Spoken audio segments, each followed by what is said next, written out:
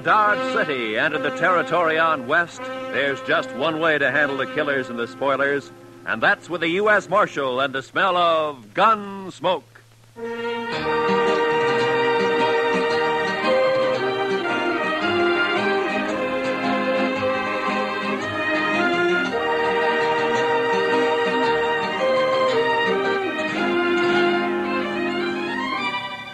Gunsmoke, starring William Conrad. The story of the violence that moved west with young America. The story of a man who moved with it. Matt Dillon, United States Marshal.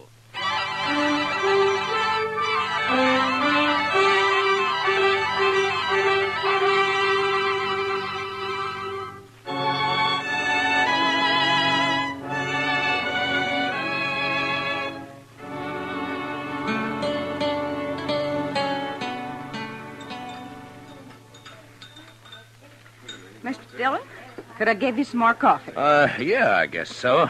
How about you, Chester? Yes, sir, I believe it will. Why don't you just leave the coffee pot here on the table, Miss Kelly? Why, sure thing, Marshal. Oh, I got some fresh eggs this morning, if you're interested. They were just brought in. Well, good. Cook us up about a half a dozen of them, huh? Have them for you right away, Mr. Dillon. All right. Fresh eggs. My, I'll swear if Delmonico's ain't getting to be about as fancy as some of them Kansas City restaurants. Well, that's civilization, Chester. Progress. Another 5 years and Dodge City will be tamed, curried, and bridled. Seeing's believing, Mr. Dillon. No, you'll see it. Both of us will see it. That is, if we live that long. Yeah. I beg your pardon, gentlemen.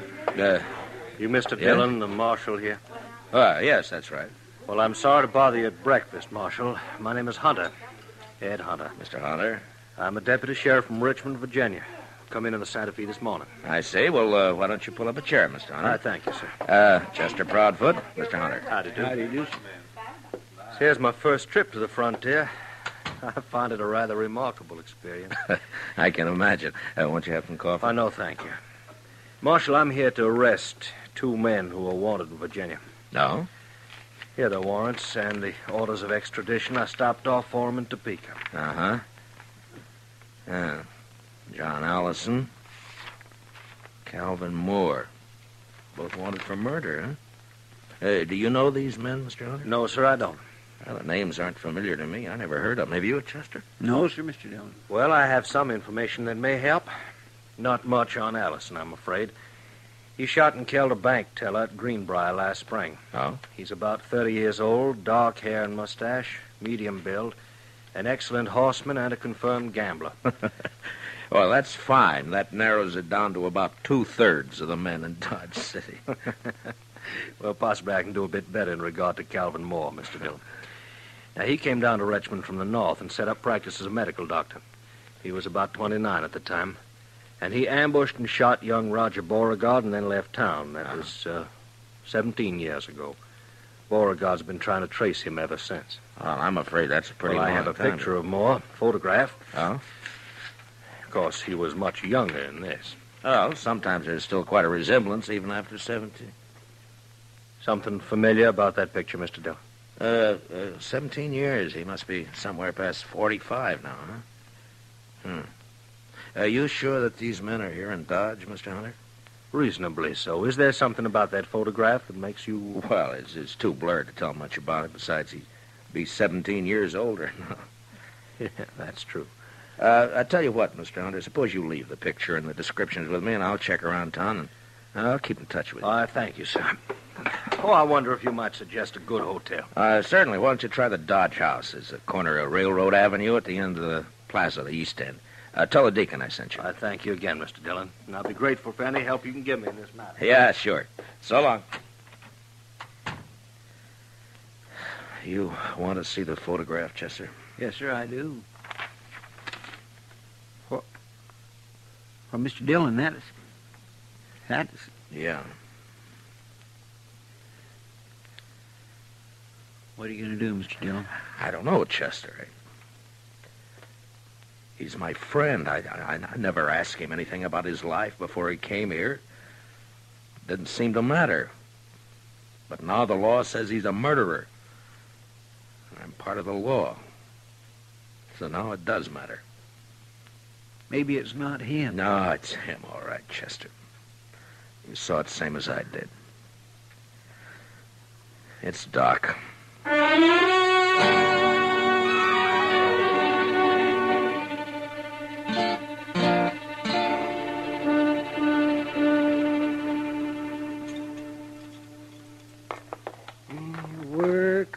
Work. This is the first chance I've had this week to clean a few instruments properly. Gunshot wounds. Oh, Matt. I'll lay odds I'm the only doctor in the United States who makes 3/4 of his living off of gunshot wounds. That's a rough country, Doc. Yes, indeed, it's a rough country. Maybe you ought to have stayed back east. Huh? See, broken bones, babies, and gunshot wounds. Well, I wouldn't know the first thing about a good civilized case of gout anymore. What part of the East did you come from, Doc? See, I went to medical school in Boston. I studied consumption, colic, liver complaints. Never had a case of liver complaint in all the time I've been here, though. No, I guess that kind of thing is more common down south, around Richmond, Virginia, for instance, huh? Matt, stop beating around the bush. You've got something on your mind, and it's bothering you. Look, Doc, a deputy sheriff from Virginia came in on the morning train. He's got a warrant for murder against a man named Calvin Moore. He's got a photograph of Moore taken 17 years ago. Would you like to look at it?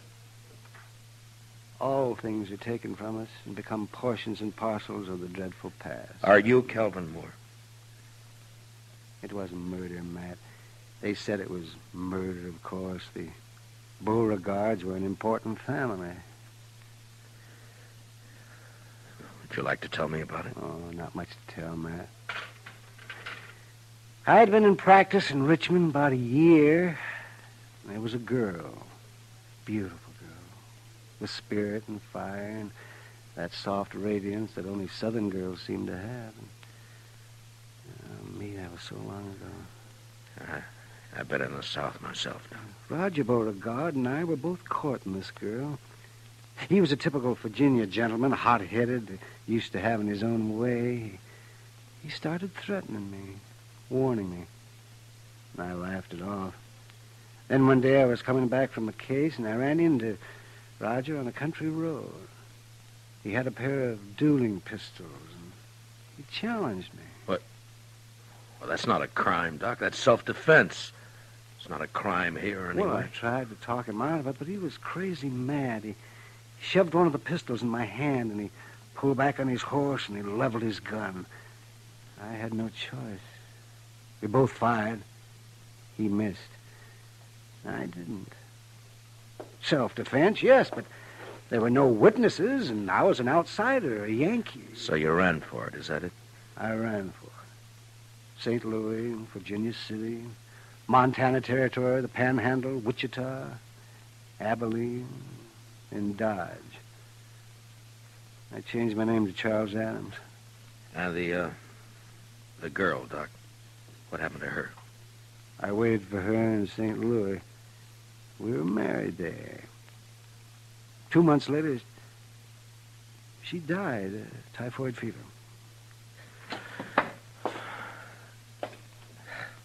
Well, you never know. No matter how much you figure you understand somebody, you just quite never know. I can't go back there, Matt. I've got no defense. Well, I'd mean prison. I'd rot in prison. I won't go back, Matt. Now, Doc, look, Hunter is here after 2 prisoners. I got no right to my own rules, to go after one man and keep the other one covered. I always figured that the only kind of law that would work out here is an honest law. What are you going to do?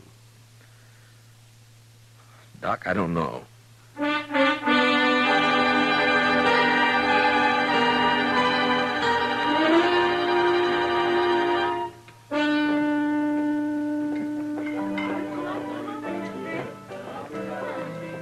You're late, Matt. I decided you weren't going to stop in tonight. Is Chester around, Kid? Yeah, over there by the faro table. No.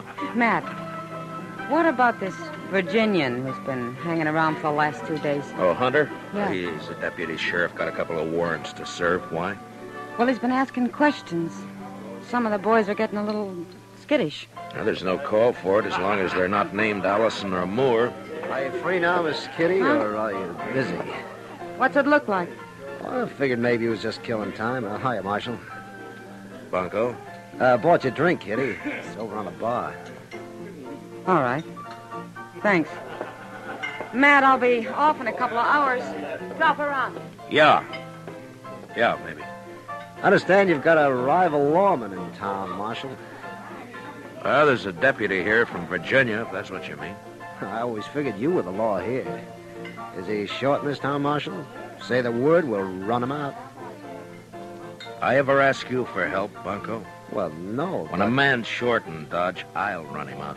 No offense, You Marshal. keep your own cinch tight. Don't worry about anybody else, huh? I'll see you, Bunko.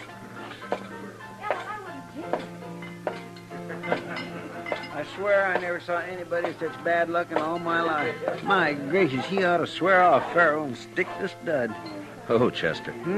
The old Jethro Keener, he just lost 3 weeks' pay. And Bunko Benson, sitting right there beside him, mind you, picked up $230. So that's why he's feeling big.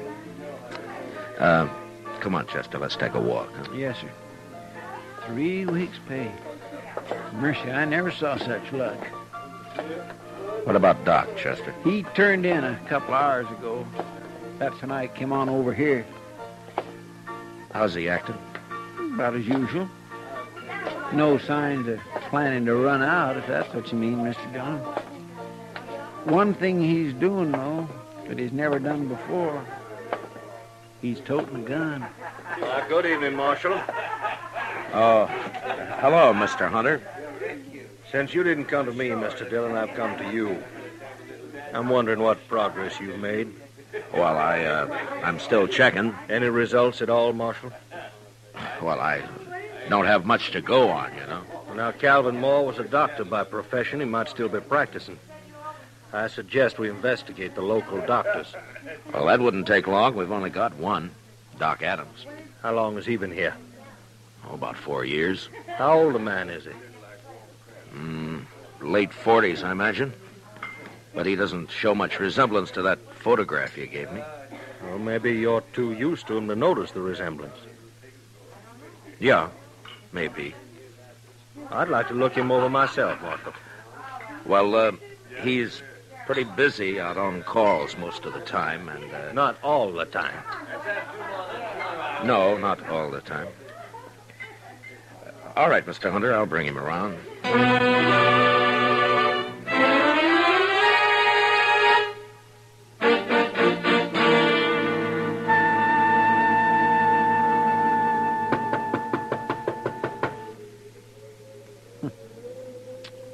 That's funny, Mr. Dillon. Yeah, he should have answered by now.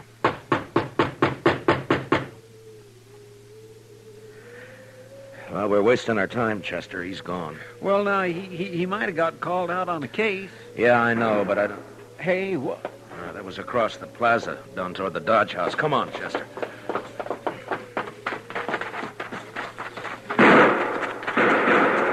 Somebody sure is stirring up the smoke. Yeah, it's across the street. Edge of the railroad yards, I think.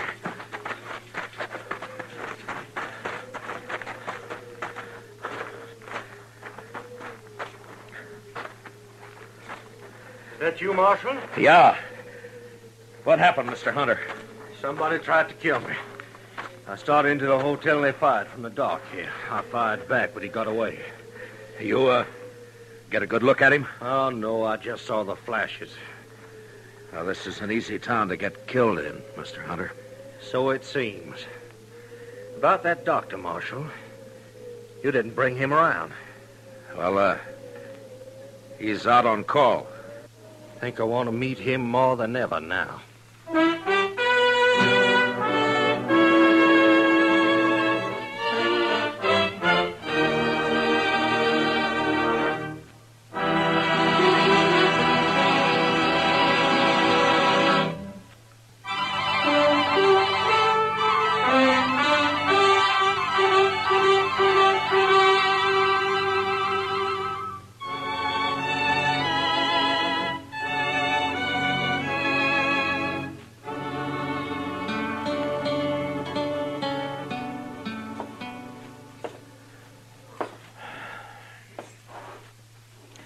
What time is it, Chester?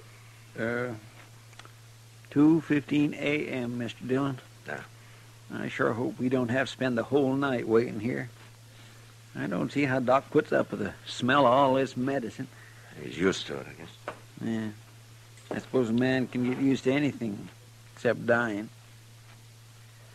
You think it could have been him that fired those shots, Mr. Dillon? Chester? There's somebody coming.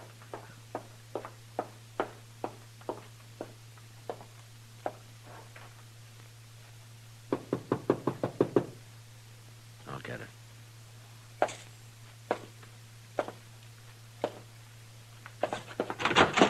Doc, Marshal. Come on in, Bunko. Doc's not here, but he'll probably be... Oh, what happened to your arm? I got thrown into a barbed wire fence. Here, let's have a look at it, huh? No. It's all right. It's a gunshot wound. All right, hold it, both of you. Well, is that the same gun you tried to kill Hunter with, Bunko? Stay where you are, Marshal. Yeah. Around 30 years old, dark hair, mustache, medium build, excellent horseman, confirmed gambler. Wanted for murder. John Allison. Alias Bunko Benson. Am I right, Bunko? He's not taking me back there. You stay where you are, Dillon. Now, don't be a fool, Bunko. Put away the gun. Stay back. I'm warning you. Bunko, look! All right, Chester, let's get him over to the jail.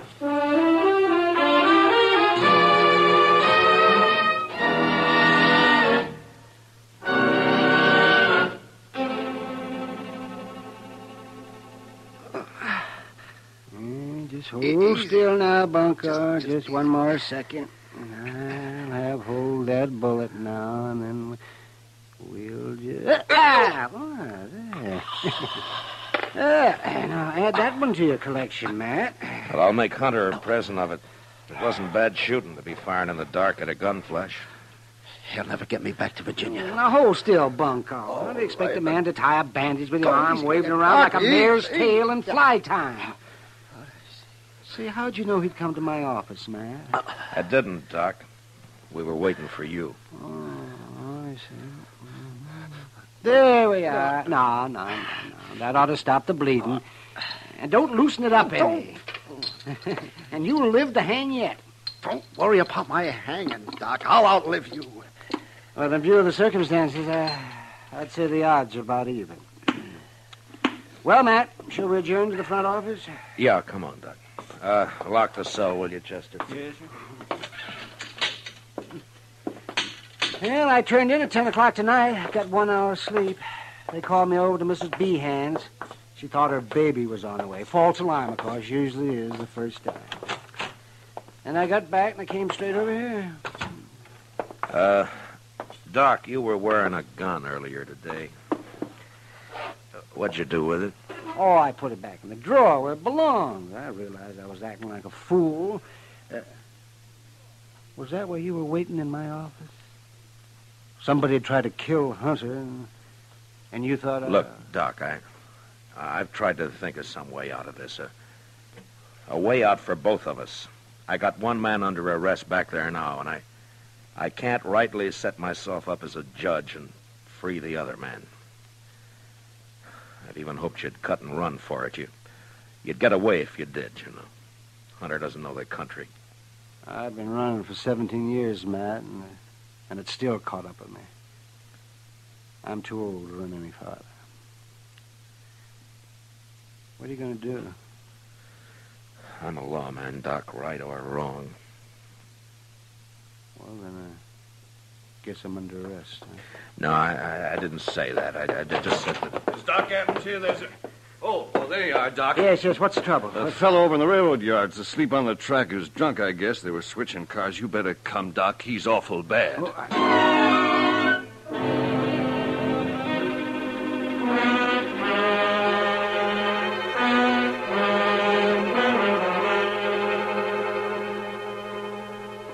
2 lanterns, Mr. Dillon. That ought to be enough. Good, Chester. You ready, Doc? You're ready as I'll ever be. All right, let's go then. He said near the loading pens. Down this way, I guess. Yes, sir. It looks like some lights over there. People around. Marshal, is that you? Yeah. Oh, Hunter. I thought you went to bed hours ago. I'm a light sleeper, Mr. Dillon. I heard there's an accident over in the yards. Thought it might give me a chance to meet your local doctor. Well, I guess you can meet him right now if you want to. Doc, this is Ed Hunter. Doc Adams. How do you do, sir? Mr. Hunter? I got one of your prisoners locked up, Mr. Hunter, John Allison. Known here as Bunko Benson. Good. I just found out he's the man who tried to kill you tonight. He caught one of your bullets in his arm. Oh, I see. Why, then it's one down and one to go. Just Calvin Moore.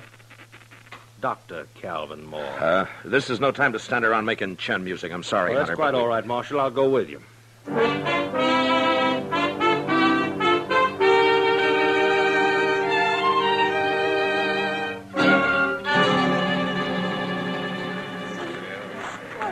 Will you pardon us, please? All right, will you move back and let us through here, please? Here, Doc, this way. Yeah, I'm right with you, Matt. Please stand back now, will you? Give Doc a chance to Yes, work. please, if you please, just stand back. Bad is right. Well, we'll do what we can. Come on. That man who's hurt, Marshal, who is he? Oh, just a drifter.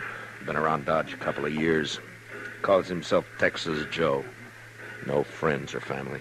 Nobody knows where he came from. It's the usual story. Easy now, Tex. We'll have you fixed up here in just a couple of shakes. Is that you, Doc? That's right. I told him get you. Be all right if you got here. Why, sure, it'll be all right. You just lie still now. Yeah. Certainly has to work under primitive conditions. Doc? Yeah. Chester, will you get those lanterns going and give Doc some more light? Yes, Mr. Dillon. Yeah, he's the only real doctor this side of Abilene. Hey, Mr. Dillon, is there anything I can do to help? I guess not, Miss Kelly. Thanks anyway. Poor old Tex. Why, he stopped in the restaurant not more than 4 hours ago. I fixed him a meal. You never know. Well, Doc can pull him through if anybody can. Sure he can. Put one of those lanterns on the other side there, Chester. Yes, sir, They Doc. seem to have a lot of faith in this Dr. Adams. They've got reason to, Mr. Hunter. Matt, could you give me a hand here? Oh, yeah. Yeah, sure, Doc. Lift his head up just a little bit there, Matt. Yeah, That's all right. Not much of a chance. All I can do is make him comfortable. Marshal Dillon, Now, don't try to talk, Texie. You're going to be all right. you've been decent to me, Marshal. Just a bum, but you treated me square. You and Doc, only friends I got. Sure, Tex. I got one more favor to ask. Could someone read me some scripture? Well, Tex, I just don't recall any of Marshal, them. I know some. Mrs. Kelly, I doubt if he can hear. I can hear. Please. The Lord is my shepherd. I shall not want. He maketh me to lie down in green pastures. He leadeth me beside the still waters. Mrs. Kelly. He restoreth my soul. Mrs. Kelly. He- I think that's enough. Poor soul.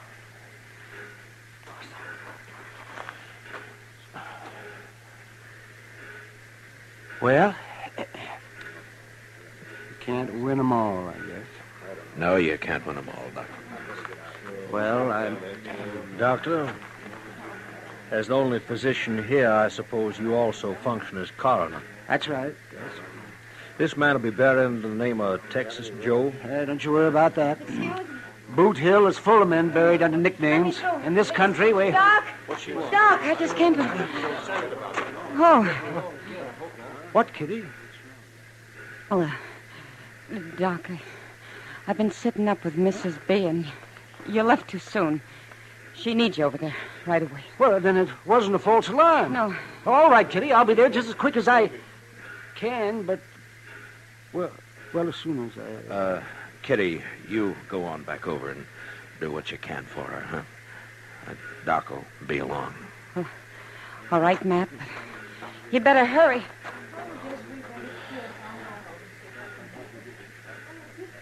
Well, Mr. Hunter, Gentlemen, this seems to have been my lucky night. Both my fugitives located within an hour of each other. I guess there's nothing I One can of do. them safely in jail and one of them dead. What? Didn't you notice the resemblance, Marshal? That Texas Joe there, he's obviously the man in the photograph. I saw it immediately. Well, Mr. I hope Hunter, you'll take all the necessary steps to see that he's buried under his real name, Calvin Moore. His death, of course, closes the case, and I'll be leaving for Virginia with my other prisoner tomorrow. Well, Mr. Hunter, I just don't know what to say. Now, I'd say it's no time to stand around making chin music, Dr. Adams. You have a patient waiting, and this town seems to depend on you. Well, of course, but... Hey, you got work to do, Doc. And, Doc, make sure it's a boy, huh? Well, I'll do my darndest, Matt. Yeah. Well, good night, gentlemen. Good night, Doc. Good night, Doc.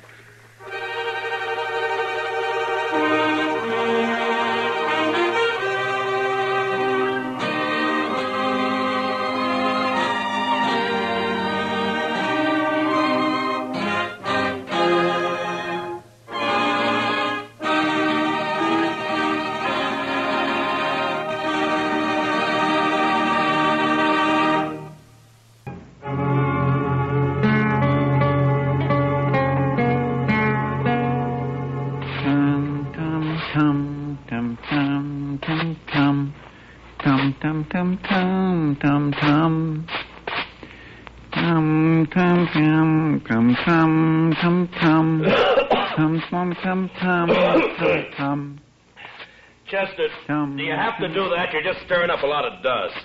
Well, cleanliness is next to godliness, Mr. Dillon. Yeah, I know, Chester, but all you're doing is getting it off the floor into the air. Man can hardly breathe in here. All right, Mr. Dillon.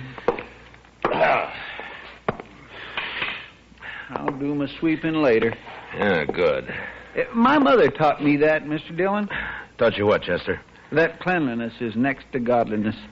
She was a fine woman, too. Oh, look, Chester, it's a good saying, and it's probably true, and I got nothing against your mother, except that she also should have taught you how to sweep. Well, maybe she just didn't have the time, Mr. Dillon. You see, there was an awful lot of us, and what with chores and... Oh, hello, Doc. Come on, I'll buy you a drink. What? Doc said he'd buy you a drink, Mr. Dillon. He really said that? You coming? Doc, you got to quit throwing your money around the way you do. Maybe you don't need a drink. No, wait a minute, Doc. I'm with you. I'll tell you all about it when I get back, Chester. I'd be mighty interested, Mr. Dillon.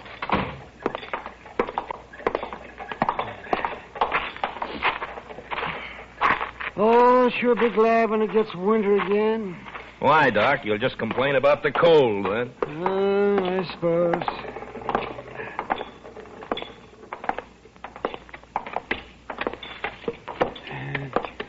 You go sit with Kitty, Matt. I'll bring a bottle. Okay, Doc.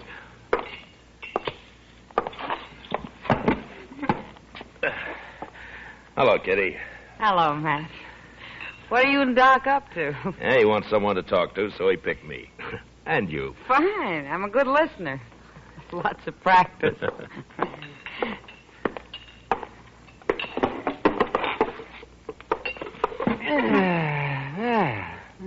What are we celebrating? Let's see here. We'll drink to a fellow that you don't know. Cain Vestal. Well, here's to him. Yeah? Here's to him. Yes, he'll be dead in a couple of months. What? That's what I told him. What do you mean, Doc? Well, I'm not the only one who's told him that. I'm just the last. Well, who is this Cain Vestal, Doc? Oh, he's just a fella. Came in on the train last night, leaving for Arizona to die in Arizona. He's a musician. He plays the guitar, he tells me. Well, how's he gonna die? Consumption. He's got it bad. I'm the last doctor who's going to ask about it, he says. Poor fella. Yes, climate out there, keep him going for a little while longer. I don't know. He's such a sad man for some reason. Well, who wouldn't be, Doc? No, Kitty. I think Cain's been sad for a long, long time. He's a very nice fellow, too.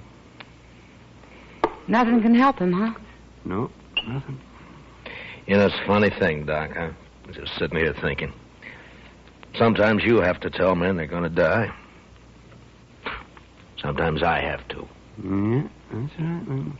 Oh, see. There he is. See that fellow with the car there? He just came in. No. Yeah, I don't think he knows anyone around here. You mind if I ask him over? Sure. Your party, Doc. Oh, good. Cain? Cain? Over here?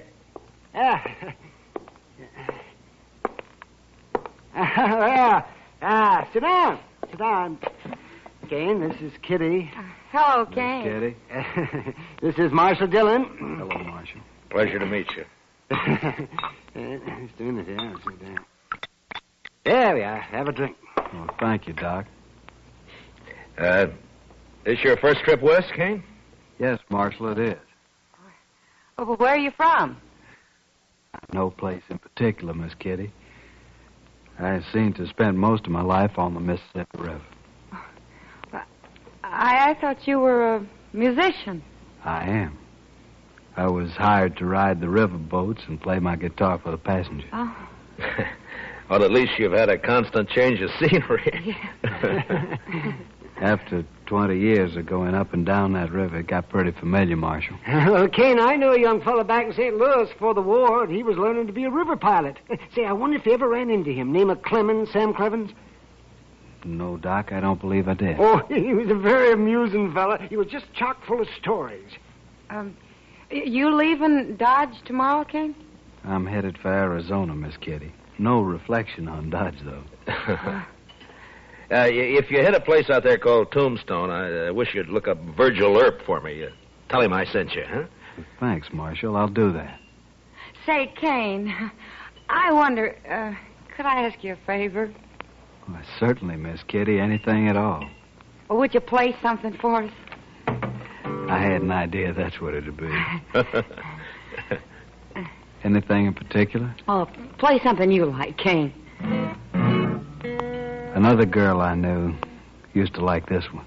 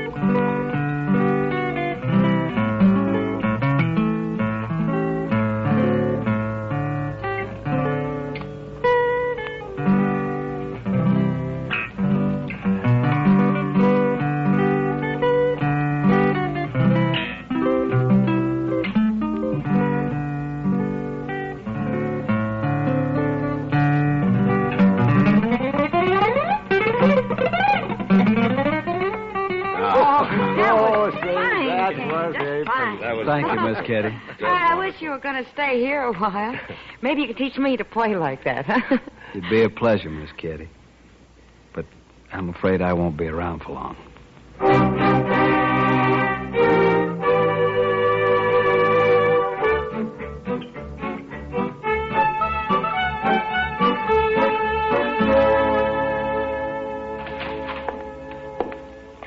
Morning, Mr. Dillon. It's noon, Chester. Yes, sir, I know, but you went off with Doc yesterday, so I figured I had a little time coming today. Well, that depends on how you spent it. Now, if you've been gambling, Now, Mr. Dillon, you know I never gamble. No, sirree. I was out helping a fellow learn to shoot a 6-gun, that's all. No? You mean there's a man in Dodge who doesn't know how? This fellow don't. Never had one in his hand before. He's a musician. What? Plays the guitar, he told me. You mean Cain? Cain Vestal? Yes, sir, that's his name. Nice a fellow as you'd ever want to meet. Yeah. But he was supposed to leave on the stage this morning. And what's he done with his 6-gun anyway? Well, I don't know, Mr. Dillon. He just come by here early this morning and asked me if I'd teach him. Now, where'd he get the gun? Said he'd just bought it. Anything wrong, Mr. Dillon? No. It just doesn't add up somehow, that's all. Oh, well, he won't cause any trouble. He's not the sort. You never know, Chester. No, sir. My Kitty looks pretty this morning. She's got a yellow parasol, Mr. Dillon. Kitty? I think I'll go see her for a minute. I'll be right back, Chester. Yes, sir, Mr. Dillon.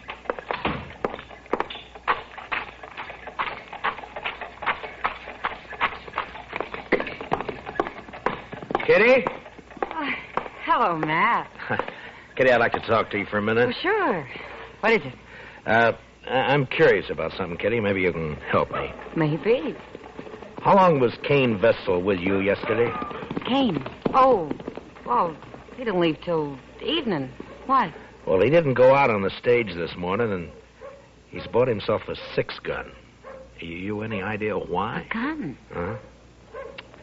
Doesn't sound like Cain. Anything happened yesterday, Kitty, or did he tell you anything? Oh, yeah. There was one thing, Matt. Joel Adams and a couple of his men came in. Yeah? Cain got pretty upset when he saw him had a bad coughing spell. Oh? Later, he asked a lot of questions about Adams. Well, what'd you tell him?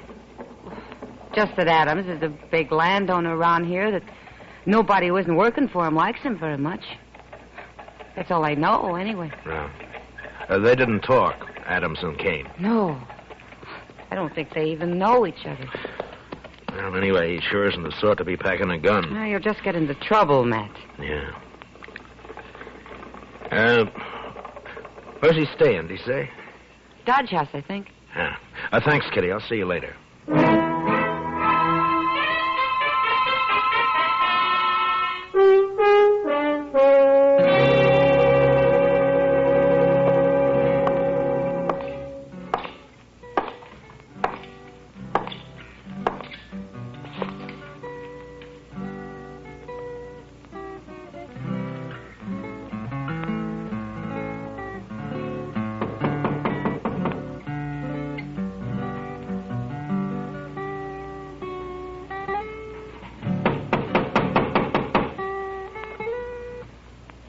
Come in. Hello, Cain. Why, Marshal Dillon. Come in, come in. Thank you. What can I do for you, Marshal? I thought you were leaving Dodge on the stage this morning. Well, I was, Marshal, but I changed my mind. You know how it is. Sure, Cain, sure. Now, we're glad to have you around. I'm just curious, though. Your staying have anything to do with that gun you bought this morning? Oh, Chester told you. I thought he would. He's a good teacher, Marshal. Yeah. But that doesn't answer my question. Do I have to answer it? I'm just trying to help you, that's all. Yeah, I appreciate that, Marshal, but I'm afraid there's nothing you can do. Look, Cain, you're new in this country. A man like you just can't pick up a 6-gun and call himself a fighting man. Not and expect to live through it. I certainly lay no claim to be a fighting man. Well, then why did you buy that gun? There's no law out here against a man having a gun, is there, Marshal? No. But any man who carries one is expected to use it when the time comes. You'd be a lot safer without one. Being safe doesn't mean a whole lot to me, Marshal. Not now. Yeah, I know. Doc told me. What's it all about? It's a long story. And an old one, I suppose. I'd really rather not talk about it. I can't force you to. But tell me this. Does it have anything to do with Joel Adams? Yes, it does, Marshal. I'm going to kill him. When? I don't know. Anytime. Well, why? That's the long story I mentioned. All right, Cain. But if you try to face him, he'll kill you before you got that gun halfway out of your belt. And if you shoot him any other way, you'll hang for it. You've forgotten something, Marshal. What? No matter what I do, I'm going to die soon anyway. A month or two isn't going to make any difference. You hate Adams that much? I wouldn't kill a man I didn't hate, would I? I didn't think you were the sort of man who'd kill anyone. Only Joel Adams, Marshal. Then I gotta warn him about you. Well, I understand, Marshal. It's all right. He doesn't know me anyway. Never even saw me before. But you want to kill him? Yes, sir. Well, I'll take your gun away from you, but you'll just find another one. And I can't arrest you unless I catch you trying to bushwhack him. I'm sorry for the trouble I'm causing you, Marshal. You know, I've never had to deal with a man like you before, Cain. Maybe I ought to just tie you up and throw you on that stage. You could. But I'd just come right back. I guess you would. I'm sorry this has to happen here in Dodge, Marshal. Then why don't you leave? I guess I hate Joel Adams too much. All right, Cain, I'm through trying to convince you. So long. Goodbye, Marshal.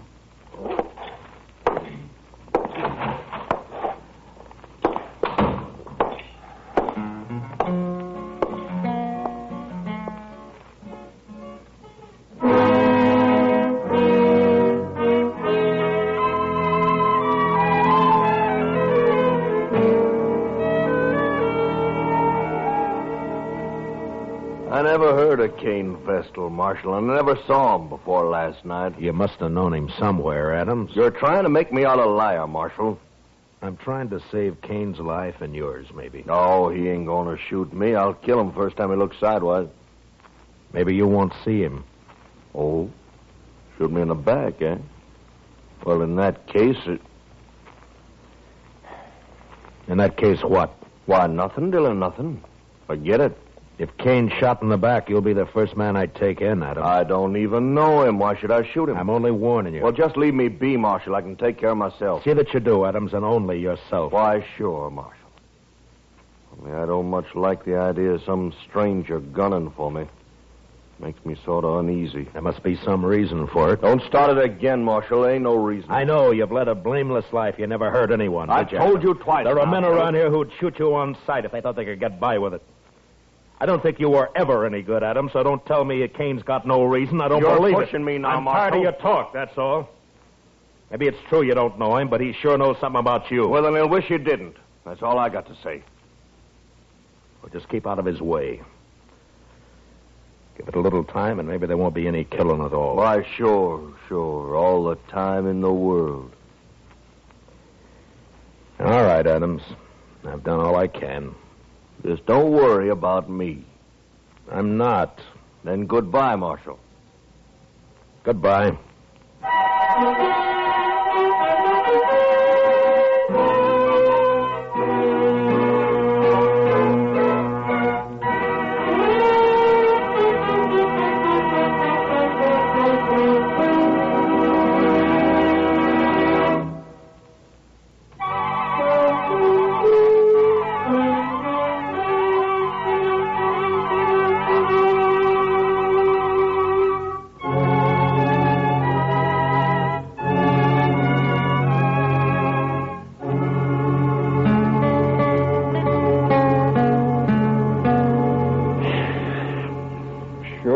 Quiet around town tonight, Mr. Dillon. Yeah. There's a trail herd due in a couple of days. I suppose business will pick up then. You'd think those cowboys be too tuckered out after a ride like that to have any juice left in them at all, Mr. Dillon. Yeah, they're too poor to cut loose any other time. Well, that don't stop 'em down in Texas, Mr. Dillon. No? No. It's just like an uncle of mine back in Waco. He was poor, oh, he was mean poor. But he always said the only good money was to have fun with. Oh, did he have fun? But no, sir. He was too poor, like I said. All right, Chester, all right.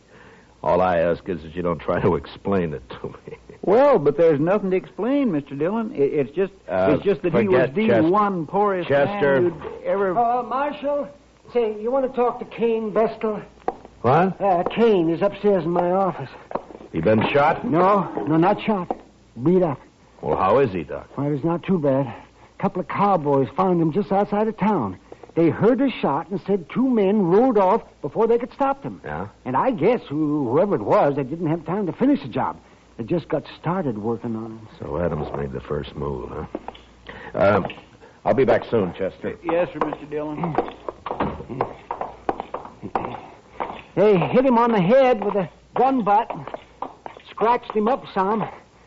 Outside of that, he's fine. It's still assault, even if they didn't kill him, Doc. Yeah, I suppose it is. Anyway, they took a shot at him when they heard those riders coming along. Went right through his coat. Yeah. They probably think he's dead.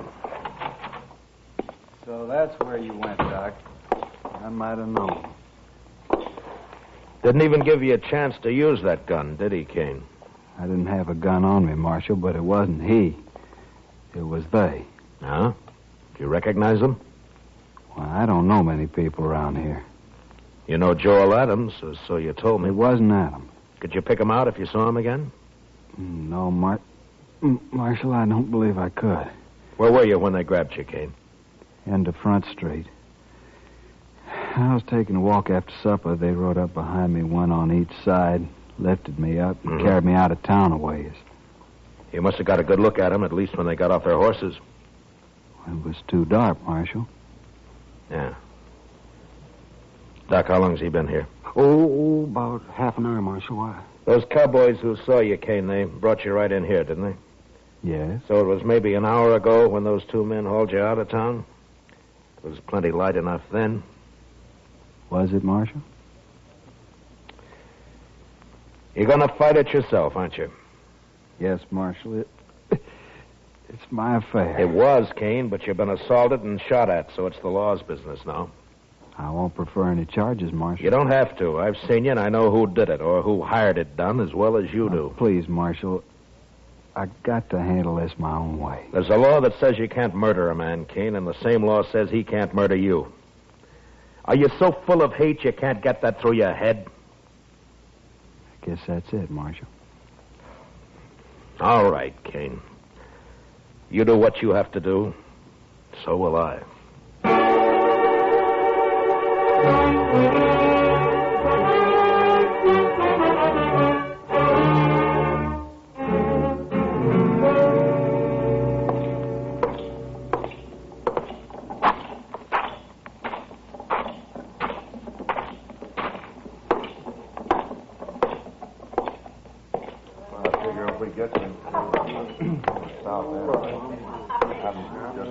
Hello, Adams. I've been looking for you. That's late, Dillon. Can't you see me tomorrow? It's not even midnight. That's early for you. You see how this marshal's always trying to get me on the prod, boys? These boys of yours play pretty rough themselves, Adams.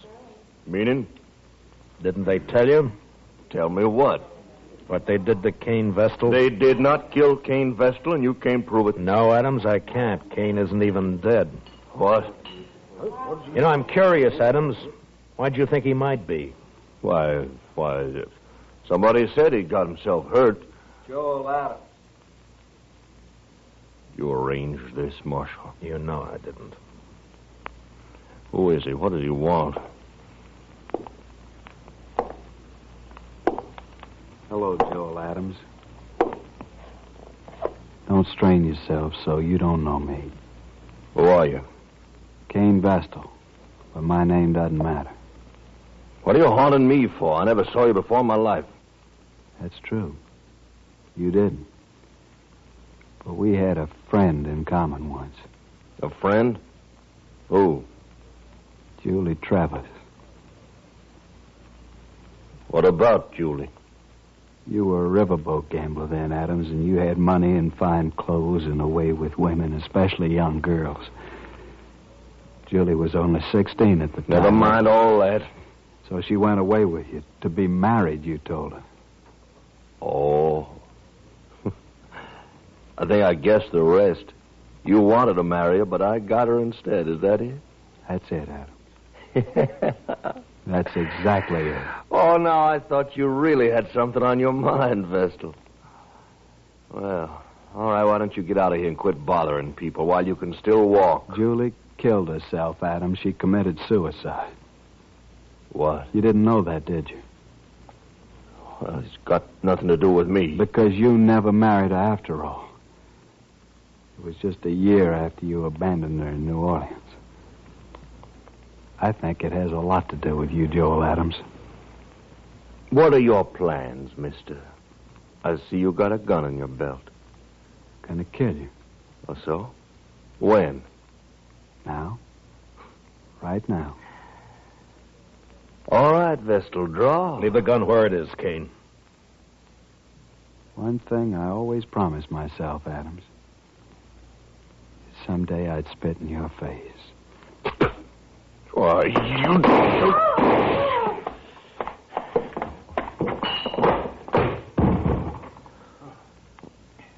Give me the gun, Adams.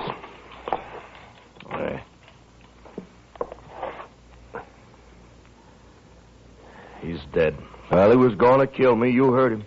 He wanted you dead, Adams, any way he could manage. I know it. That's what I say. You're under arrest for murder. What? It was a gunfight. Cain never even moved for his gun. Well, then I'll hang for this. He couldn't have got me any other way. No, don't suppose he could have. I remember the river gamblers used to say, don't matter how you win, so long as you win. That Cain should have been a gambler. Maybe he was.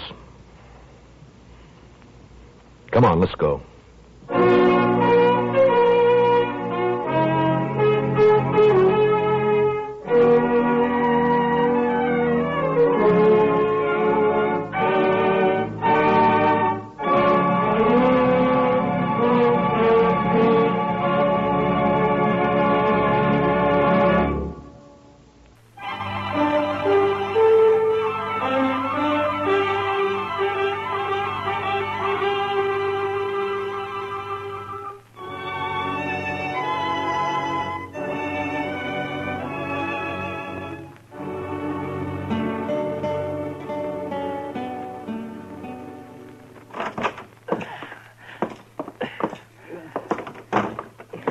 Is he heavy, Matt? Oh, somehow it was easier carrying him up to your office and back down, Doc.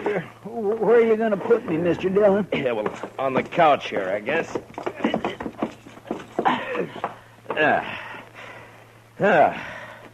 You be all right there, Chester? Oh, yes, sir. This'll be fine. Good. I'm sure sorry I'm so much trouble. Chester, next time, try to land on just one foot. Even if you break a leg. I know. A man's in a terrible fix when he sprains both ankles. He sure is, Doc.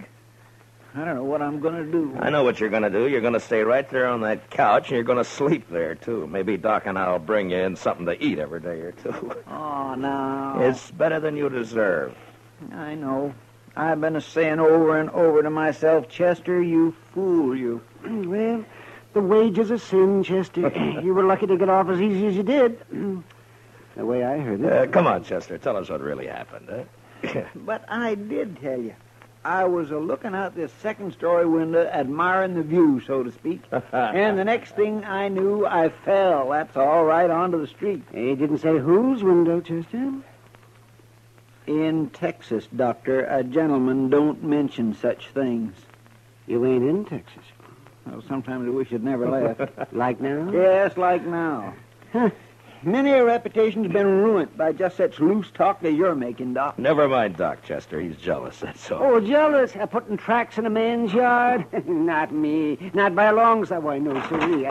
Oh. Good morning, Marshal. Well, good morning, gentlemen. What can I do for you, Oh, gentlemen? there's Chester. Heard about you, Chester. I heard. Never mind what you heard, Torp. Chester just got thrown from a horse, that's all. Yeah. All right. What is it you want here, gentlemen? Yeah. All right, you tell him, Summers. Well, Marshal, it's about tomorrow night. Oh? So, what about tomorrow night? Well, you know, it's the roundup. The sale season's over. There'll be 1,000 cowboys celebrating in Dodge. Well, they always do at the end of the season. What about it? Well, there's going to be more of them this year, and there'll be a lot of homesteaders in town, too. It's going to be worse than ever. Well, I expect that. There could be a lot of trouble, Marshal. Yeah, there could be, Summers. Just what is it you want? Well, we've talked it over, and we want you to get a lot of good, tough men together, maybe about 20 of them, and deputize them. That way, there won't be any trouble. That's what you want, is it? Yes, we do. Look, Summers, my job's to keep the peace around here, and I'm going to do it, but I'll do it in my own way. Oh, I know, Marshal. Now, you but... turn 20 deputies loose in that crowd looking for trouble, and they're going to find it. As soon as the wild ones heard about it, they'd bunch up and shoot it out with every one of them. Why, it'd turn into the worst slaughter Dodge's ever seen. I think that's about the most fool idea I ever heard of. Yeah, no reason for you to talk like that, Marshal. I think it's a good idea. I sure don't want my place wrecked just 'cause you're mule-headed. You're a gambler, Torp. So you can take your chances along with everybody else. Now, if you don't want that, then close your place up tomorrow night. lose all that Texas money? That's not likely. Now, we're not all gamblers, Marshal. They can wreck my dry goods store just as fast as a gambling house once they get started. And it's up to you. That's right. It is up to me. And we're going to leave it that way. Then you won't do anything. I'll do everything I can. I don't know, Marshal. Look, Summers, I know you've got your doubts about me. That's natural. Some people think I'm too lax with Front Street. Some think I'm too severe. But that's the way of it in any town. If a peace officer does his job well, he pleases nobody. Marshal, we didn't come here for a lecture. What did you come for, Torp? Maybe you had in mind to help me pick out those deputies. Is that it? A matter of fact, I could, Marshal. Yeah, sure. In a couple of hours, yours would be the only tables open for play. No, that's not what It's been done before, Torp. Is that true, Torp? We're not going to take his word for anything, are you? I don't know. But anyway, he won't listen to us, so it's his responsibility. Come on, men, let's get out of here. I hope you can handle it, Marshal. Goodbye, gentlemen.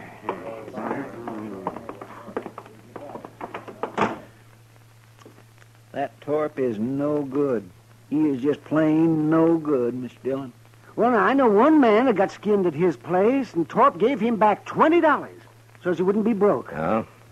Just how much did this man lose, Doc? Oh, $500-600, they said. Then he... yeah, I see what you mean, man. I'm sure not going to be much good to you tomorrow night, Mr. Dillon. Oh, you can watch the jail right here, Chester. I know, but you just got to get somebody to help you out on the street. At least one man, anyway. You can't be everywhere at once. Yeah, by tomorrow night, Dodge will be overrun with trail boys and homesteaders, all looking for satisfaction. No, I wouldn't ask any man to face that. I know a few fellows who'd do it, and so do you, Mr. Dillon. Yeah, maybe, but I wouldn't ask anybody. How many were killed last year, man? I don't remember, Doc. Well, I do. 6, that's what. We buried them all in the saddle blankets, all except one. I remember he didn't even own a blanket. Why, then he was sure out of luck all the way around, wasn't he? Come on, Doc, let's go get some dinner. Huh? All right. We'll bring you a piece of bread, Chester. Maybe. I want a steak. Rare. How come you're so hungry, Chester? Were you in such a hurry to get over there last night you didn't take time for supper? Mr. Dillon, I will answer no more questions about last night, and that is final. Well, we'll bring you something. Yeah, I don't know if we should, though, Matt. A man can think about his sins better on an empty stomach. Close the door, will you?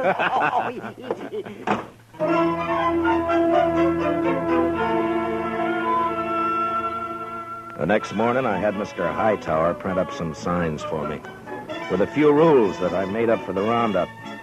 They were fair and reasonable, and I hoped they'd be accepted without question. The principal restrictions were that there was to be no shooting and no reckless riding in the streets. That afternoon, I went from saloon to saloon and left a sign at each one. The Texas Trail was my last stop, and there I sat down with Kitty for a short beer. Town's beginning to fill up, Matt. Yeah, it'll be swamped to the dashboard by dark. You, expect trouble tonight? I always expect trouble, Kitty. Yeah, I know. Matt, I heard something. Yeah? I heard Torp and a few of his men cut cards last night. So? I don't know who it came out for, but Low Man is supposed to kill you.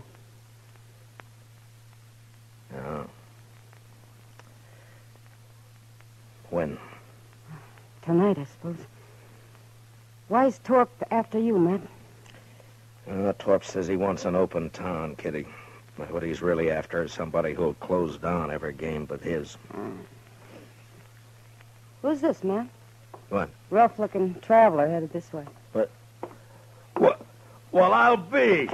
Why, it's Zell Matlock. Zell! You old badger. How are you? Zell, it's been a long time. Hey, a long time. Here, man. come on over here. Sit down. Sure. I'd like for you to meet Kitty. Kitty, this is Zell Matlock. This is Kitty. Glad to know you, ma'am. Just rode into Dodge an hour ago. Yeah, it's your first time in it, Zell. Hey, would you like a beer? Huh? Don't mind. Good. I aimed to get drunk tonight, but before I got started, I thought I'd look up the peace officer and shoot him. I'd be sure to tangle with him before the night's out. I always figure it's safer to do it sober. So he half means that, Kitty. So I asked around and found out the man's name is Matt Dillon, United States Marshal. I've seen it all now. Well, I hope you're not disappointed. I'll tell you, Miss Kitty, I knew Matt Dillon before he got civilized. Why, we had to tie his leg up to give him a haircut when he came to town. Don't you believe a word that he says, Kitty. Yeah, the wilder the colt, the better the horse, Matt. Mm-hmm. Well, you was all right. The only trouble with you was that fool honest streak you always had. Are you rich now, Zell? Nobody's rich on the Mexican border. Land of sunshine and pinto beans. I hired out to a general over in Chihuahua 3 years ago. I lost 20 pounds and was lucky to get back at all. Well, haven't you learned to stay out of Mexico yet? No, I met the man he wanted me to shoot and turned out to be a better fellow than the general. So I told him I'd been hired to kill him and then rode for the border. The general lost 3 soldiers who tried to stop me from swimming the Rio Bravo. You must be pretty handy with a gun, Zell. Yeah, just fair, ma'am. But when I take my gun out, I go right ahead and use it. Some people stop and think for half a second. There's a roundup in Dodge tonight. Matt's handling it alone. Kitty, what? Yeah, no, hold it, man. I heard about it. I heard all about it, and that's why I'm here. To say hello and sign on for a night's pleasure. Give me a star, Matt.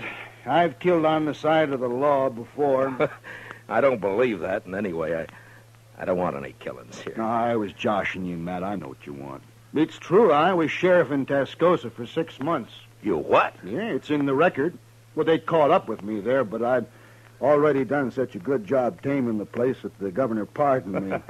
I won't kill anybody tonight that don't need killing. All right, I believe you so. But I won't ask any man to come in when it's as rough as this roundup may be. Well, you didn't ask me. Any other objection? Well, the men don't know you around here, Zell. No telling how they'd take to a stranger. First night I ran Tascosa, nobody knew me either. I'm not green at this business. Yeah, but man. It's my job. Why should you get mixed up in it? Well, I also heard somebody's planning a party for you tonight. Oh, you did, huh? I've owed you something for a long time, Matt. Oh, that's got nothing to do with it. It has. You got no right not to let me pay it back a little. Now, there's a chance to. Yeah, you're just as crazy as you ever were. That's better. Well, come on, let's go find me a badge before it gets dark. Sure nice to have met you, Miss Kitty. Well, good luck, Zell. I'll see you later, Matt. Yeah, sure. So long, Kitty. You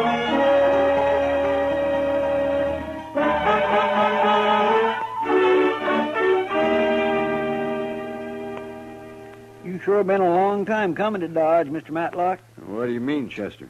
Well, I've heard Mr. Dillon mention you a lot, but the way he talked, I wasn't never sure you were still alive. Oh. Well, I was never sure either, Chester. You know, Zell isn't the most cautious man I ever knew. You think being a U.S. Marshal isn't asking for an early grave, Matt? Oh, maybe. But at least it's a way to do some good before you die. Whether folks think so or not. No, men like Torp, that's all. Oh, no, Chester. Even good men have got a strange twist that makes them suspect any man paid to handle the bad element. Hey, you just can't help thinking that some of its dirt is rubbed off on him. And I never thought about that before, Matt. Sure how it was in Tascosa. They wanted me there all right, but they wanted me to keep my distance, too. It makes a man kind of lonely. Yeah. They just don't know what's good for him, that's all. Instead of a real lawman, they'd rather hire some killer with a lot of notches carved on his gun. Well, there are plenty of them around. You sure are. Bragging kind. I never did like a man who has to notch his gun to keep his courage up. Yeah. My goodness. Look yonder. The street's about full already and it isn't even dark yet. Yeah. Zell, give me a hand here, will you? We'll move Chester's couch away from the window there. All right. There, that should do it. Yeah, you'll be safer here, Chester, in case somebody gets it in mind to shoot up the jail. Thank you, Mr. Dillon. I can watch both doors from here. Just hand me my gun belt, if you will. Oh, yeah. There you are. Well, come on, Zell. Chester, I'll get somebody at the Dodge House to fetch you up some supper, huh? Thank you, sir. And good luck, both of you. So long, I Chester. see you, Chester. Well, how will we work it, Matt? I tell you, Zell, you take this side of the street. I'm going up to the Dodge House, and then I'll be on the other side somewhere. All right. Oh, say, you mind if I go back later and get that Spencer carbine of yours? Make a mighty handy club if I don't have to use it any other way. Sure, Zell. Who they got there? That fella on their shoulders. Oh, that's Mr. Hightower. He runs the printing press here. Shall we stop it? Oh, no. They're just carrying him into the Longhorn to make him stand some drinks. Oh. They like Hightower. They won't hurt him. Well, I guess that sort of officially opens this here roundup, huh? Yeah, I guess it does. Well, I'll leave you here, Zell. Yeah, sure, man. And, Zell, I want to thank you for what you're doing tonight. I ain't done nothing yet, but I'll do plenty if someone shoots you in the back. I can promise that. Yeah. Well, I'll see you later. Sure, Matt.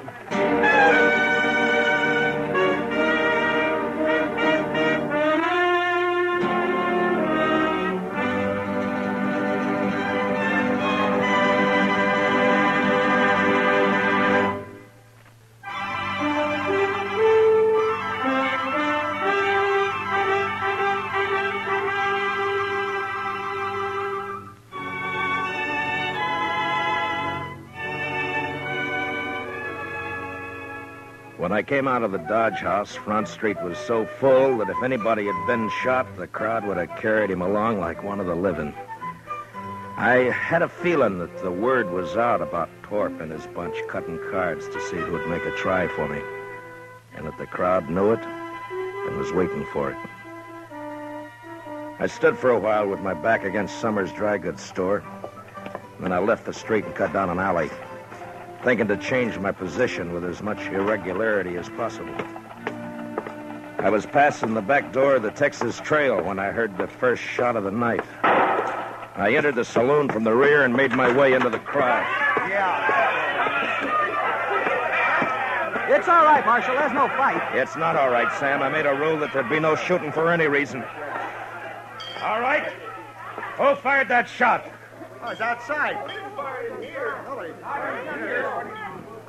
It was Torp, Marshal. He just took a shot at the moon, that's all. Yeah.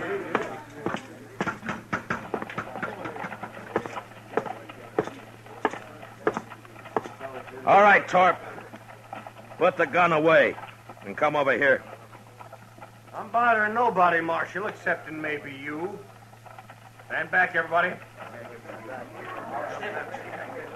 I said that's enough, Torp. No, it ain't, Dillon.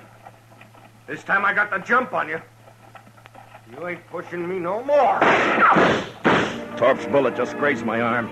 Then I put one in his head and another in his chest. And at the same time, out of the corner of my eye, I saw a figure with a gun in each hand move out of the shadow of the alley and turn toward me on the boardwalk. And without really looking, I dropped him with one shot. And then I faced the crowd and waited for the next move. But for some reason, none came. Marshal? Yes, Summers.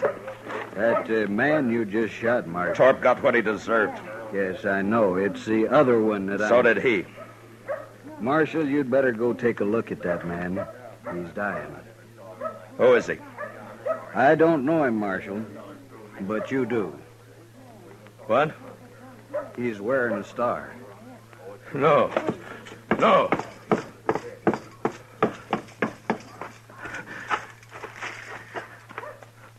Oh, Sal. Sal. Matt, I think that did it. No, Sal. No. It's my fault. I crossed the street a while back. Left the carbine with Chester. It's no fault of yours. Matt? Oh, there you are. Oh, Matt. How is he? Oh, goodness. No use, Doc. Thanks. Sal, I Now, listen. Listen to me, Matt. You did right. The only thing you could do. It was my fault. I shouldn't have crossed over and come up behind you. Anyway, Matt, I ain't been living on my own time ever since that day you pulled me out of the mob in Alamogordo. I never thanked you for that. Guess I never will now. Matt, so long.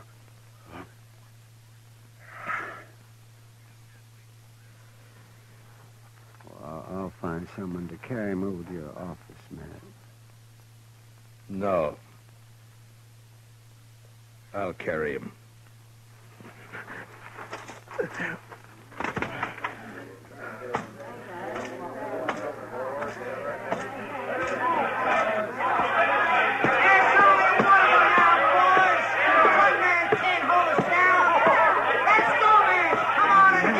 Never mind them, Matt. They're just windbags.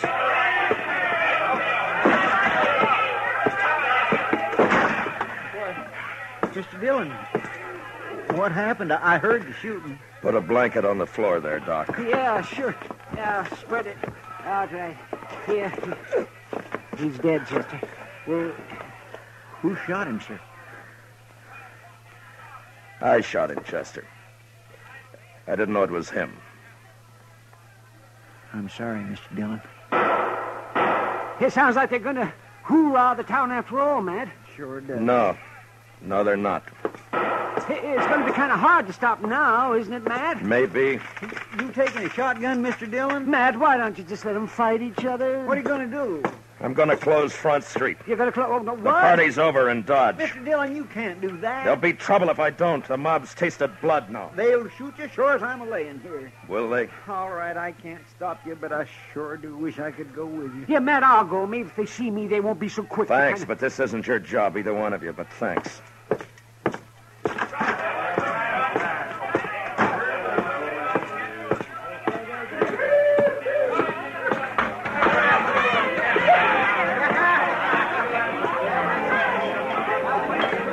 Sam.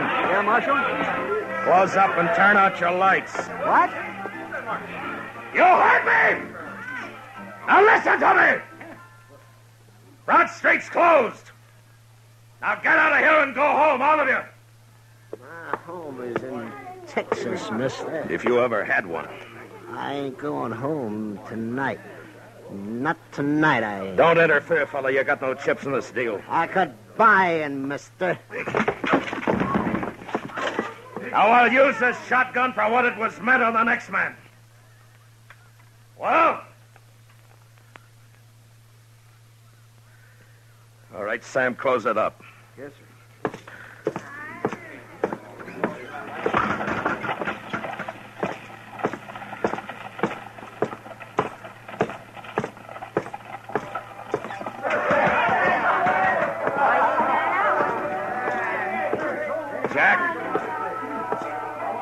Jack! Marshal? The street's closed. Put out your lights. Huh? You heard me. Lock the place up. No, I ain't gonna do it. Now, don't tell me what you're going to do. All right, boys. We're closing up.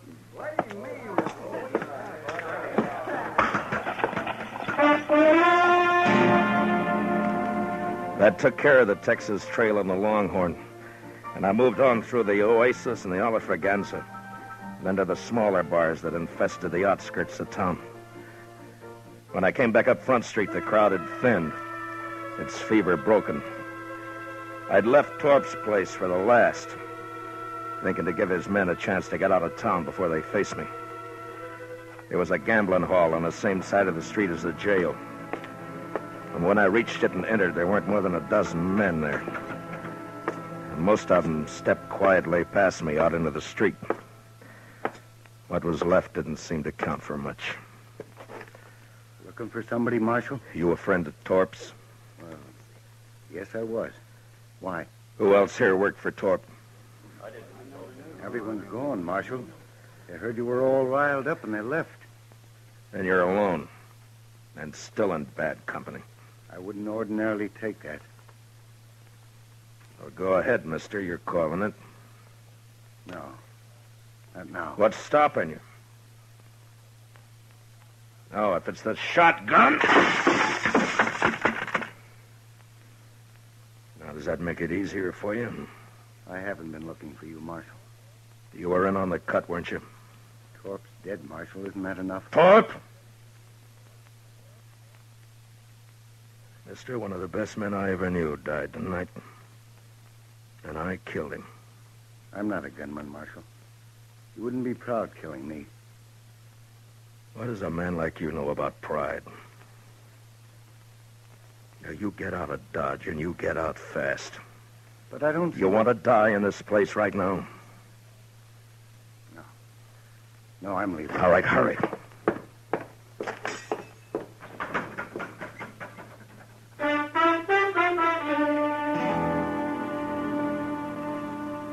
The rest of the night, I walked the dark, empty street alone. And just before dawn, I got a spring wagon and loaded Zell onto it. A couple of hours later, I buried him out by the Arkansas in a little grove of cottonwoods. Maybe I should have put a marker on his grave, but I didn't. What I did instead, I did partly out of scorn for the kind of men Zell said have to notch their guns to keep their courage up. And partly as a kind of a cross that I'd bear from now on. So instead of a marker on his grave, I took out my gun. And I cut a single notch on it.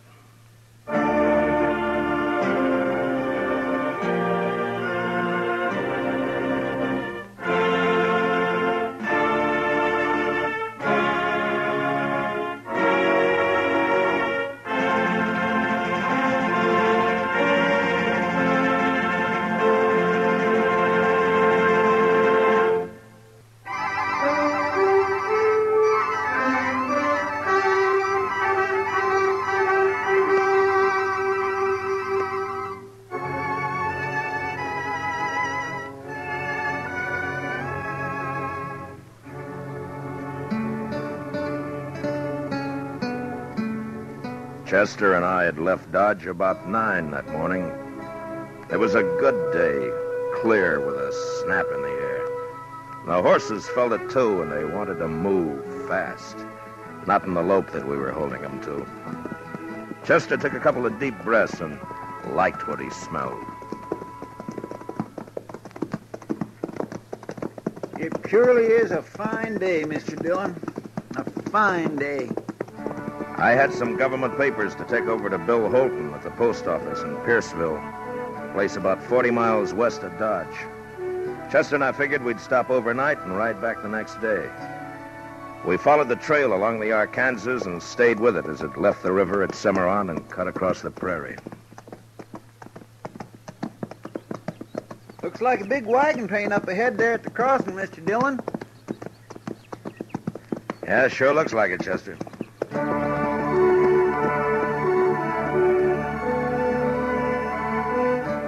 Chester was right.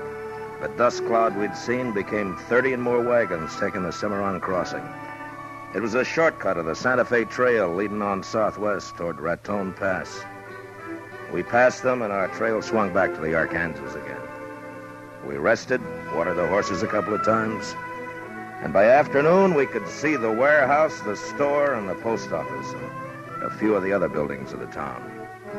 It wasn't a big place, Pierceville. Maybe 50 people regular living there. Funny. Oh? I don't know. It looks peculiar. Yeah? I just don't rightly know, sir. Just funny. It's peculiar. You mean nobody around? Yes, sir, that's what I was thinking. And that's what I thought.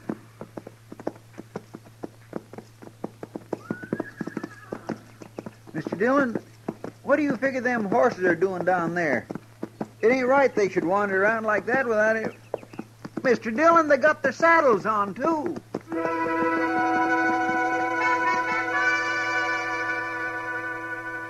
The horses were down the street, and as they heard us, their heads jerked up and they wheeled about and trotted off away and around out of sight. And we stopped. I listened. There was nothing to hear. An empty place, nothing to see. But there was a feeling in the town. You couldn't figure what. We walked the horses over to Bill Houghton's post office.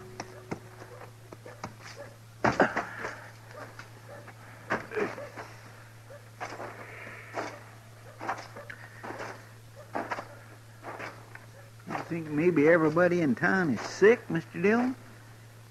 No. Or maybe dead? No, couldn't be that. There's no crows nor buzzards.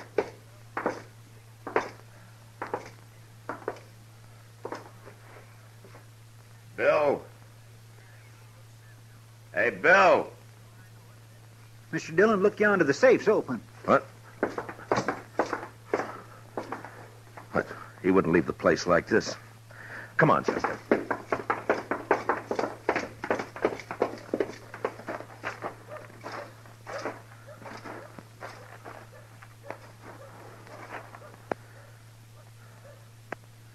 Sure is a funny thing, Mr. Dillon. I swear it gives me the willy-was. I never seen anything like it. Not a living soul in the whole... Hold it, Chester. Did you hear something? I'm not sure. Just wait a minute.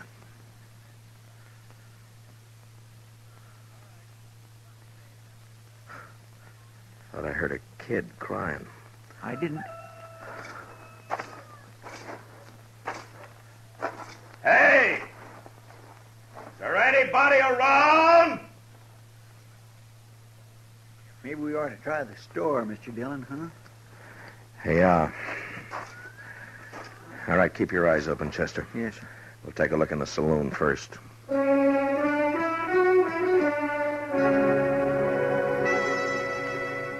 The saloon was about 200 feet back up toward the end of town. But we didn't get that far. They stepped out behind us as we passed the livery stable, and we never had a chance to draw. Get your hands up. High. And hold them there. We did, and I felt my guns lifted away. And then we got a look at what had crawled into Pierceville. There were 3 of them, and they were killers. Man gets to know the look in the eye of a killer. If you're lucky, you see it in time. Now, we weren't lucky that day. It's the law, Brill. Yeah. Where you from, mister? Dodge. Dodge? Hey, that's Dillon. No. It sure is. You Dillon? Marshal Dillon from Doc? Yeah. Okay. You dirty... Shut up, there!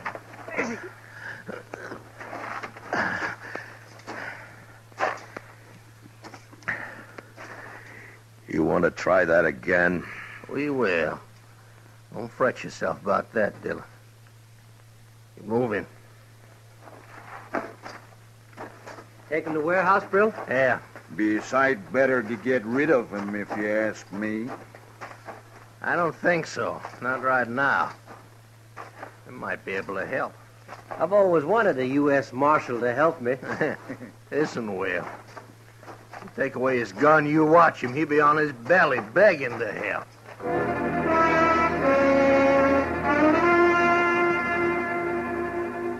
They took us to the warehouse, and we found out what had happened to the folks who lived in Pierceville.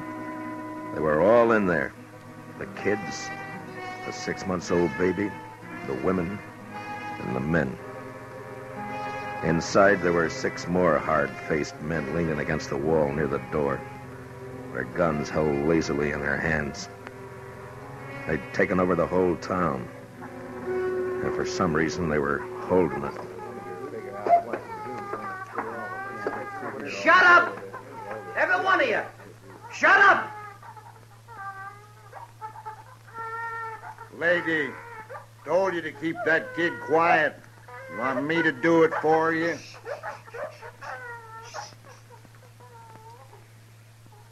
Mr. Dillon, Be you quiet, know what Chester. Yes, sir. Now, asking you again. Which one of you shot my kid brother? You hear what I'm saying? Which one? All right. Maybe you know this fellow just walked in here with his pal. He's a U.S. Marshal out of Dodge. His name is Dillon. I'm going to make him accountable for what you make up to do. When a man does a killing, he's accountable. Ain't that so, Marshal? That's so? Okay. One of these folks killed my kid brother. And unless he talks up, there's going to be a lot of killing around here. You get that? Now, you talk to him, Dillon. You explain the law. I'm a fair man. I'm going to give you a couple of minutes. Don't nobody try nothing, because we'll be right outside. Don't try nothing.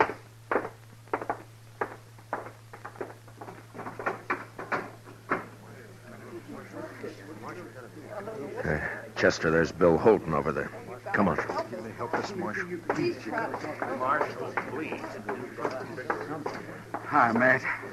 How are you, Bill? Could be worse, I guess. Mr. Holton, your face. What'd they do to you? Oh, I was the first one they worked on. Will you tell us what's happened, Bill? Well, they rode in early this morning. Whole outfit. I figured them for trouble when I saw them. Straight off, I knew. A couple of them held me, knocked me around. The others grabbed 3 women, kind of for hostage, I guess. Brill, he's the leader. He cleaned out the safe. What about the killing? 3 or 4 of our boys came up, saw what was happening, started in shooting. Then these snakes hauled the women folk over to the post office door and kept them in front for shields. Your boys stopped shooting then? Yeah, sure. Dropped the guns where they stood. Brill's kid brother was already dead then. Brill kind of went crazy, swore he'd kill the women, burn the town. Then the outfit rounded up a couple more women, and after that, everybody else. None of us wanted to see the women hurt. I guess we gave up too easy. On account of his brother, huh? He calls it murder. You heard. They've kept you locked up in here ever since. Yeah. He says he'll take us out 2 at a time and shoot us if we don't tell. Do you know who it was? No. Like I say, 3 or 4 fellas were shooting. Even they don't know which one of them it was. Listen, Marshal. I'm Dave Maxon. I got a place outside of town. Listen, we got to do something quick. Yeah, sure. Take it easy, will you? My wife, that's her over there. She's got the baby. We come in this morning to get something at the store. You got to do something. All right, Mr. Maxim. Now just take it easy, will you? Look, there's 30 of us. The men, we could rush them. Some of us would get killed. Now listen to we me. got to get to the marshal. I'm thinking all of us will get killed. And that's not the way. We got to do something. Yeah, I know.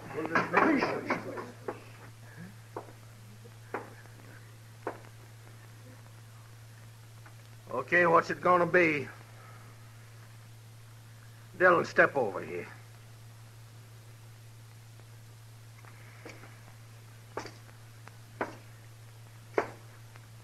Well, what do you say? I don't know. Seems to me you came here and broke the law. It's the chance your brother took when he got killed. That was murder. He was shot in the back. Maybe he got turned around looking for somebody to kill himself. It was murder. I ain't gonna stand here arguing with you, mister. Who did it? You think I'm bluffing? I tell you I ain't bluffing. If I have to wipe out this whole stinking town, I'm gonna do it. That doesn't get your brother back. You in the habit of killing women and kids? You shut up. Okay.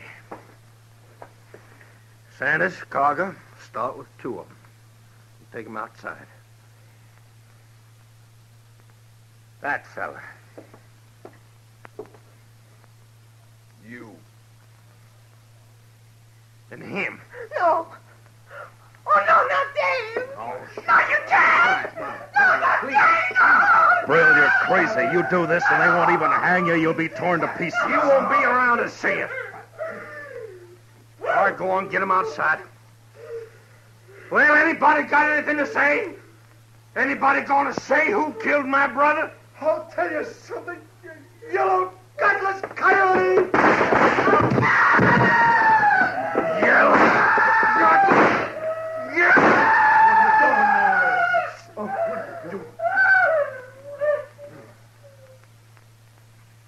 Anybody else? Okay. He don't count. We still need 2. You. Get away with him. Go on. They both of them outside. They took the 2 men out, and we stood there. Some of us looking at the body of Maxim with his wife sobbing over him. Others staring at the closed door. It had happened so quickly there wasn't time to think, to figure anything. And there wasn't any way to shut out the sound of what happened outside. Oh, no. I gotta do something. No, Bill, don't.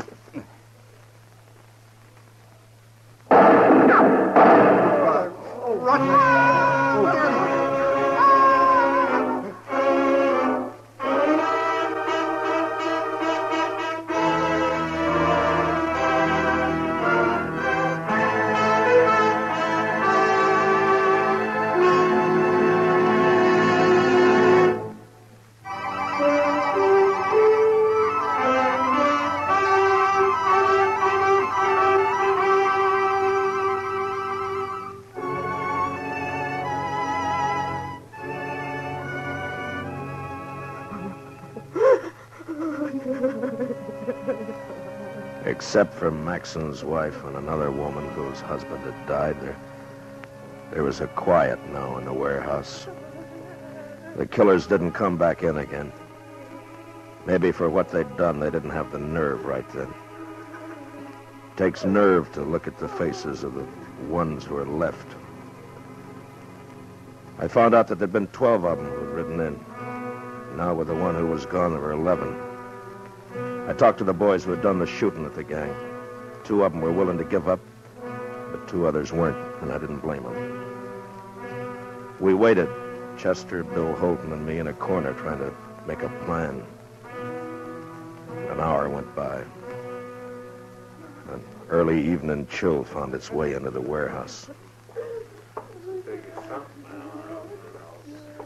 I think they'll do it again. 2 more of us. Not for a while, maybe. That kind will get liquored up first. It makes them brave. I still think that maybe now's a chance to get outside, Mr. Dillon. Yeah, it might be. What scares me, though, is they'll start with the women and kids. Yeah. There's always a chance somebody will ride in, maybe see what's happening and send for help. Like us, huh? Mm-mm. Besides, it'll take too long. Mr. Dillon, let me try it. I don't want to hear no more of these women doing that. Just let me think, Chester. They're coming back. All right. Come on, quick. There's two of them. You can see through the crack. Yeah. It's the ones that got our guns. Brill isn't with them. Chester, get on the other side of the door. Yes, sir. You, mister, and Bill, behind me. Okay, right. Now, when they come in, grab them in time. Now, look. I want everybody to keep real quiet. Do you understand? Yeah. All right, now wait until they're inside. You think the others might be around the back? I don't know. We'll take the chance. Now, whoever gets hold of them, don't let them yell.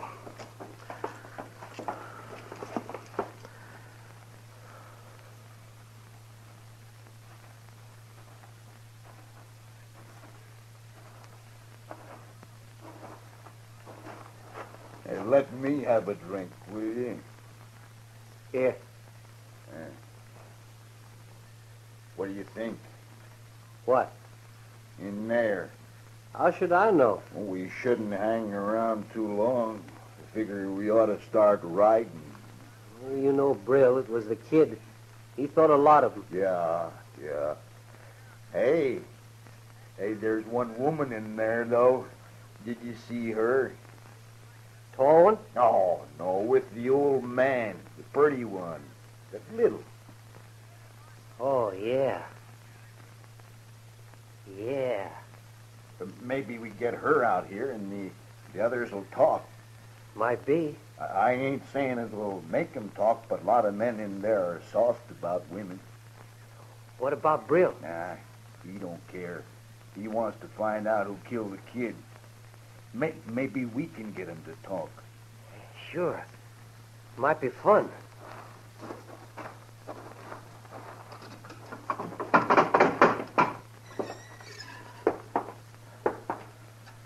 Hey, miss. No, you. Over there. Come on. We won't hurt you. We want to talk to you outside. Come on. He said come here. She don't want it. Cover me, will you? I'll go get her.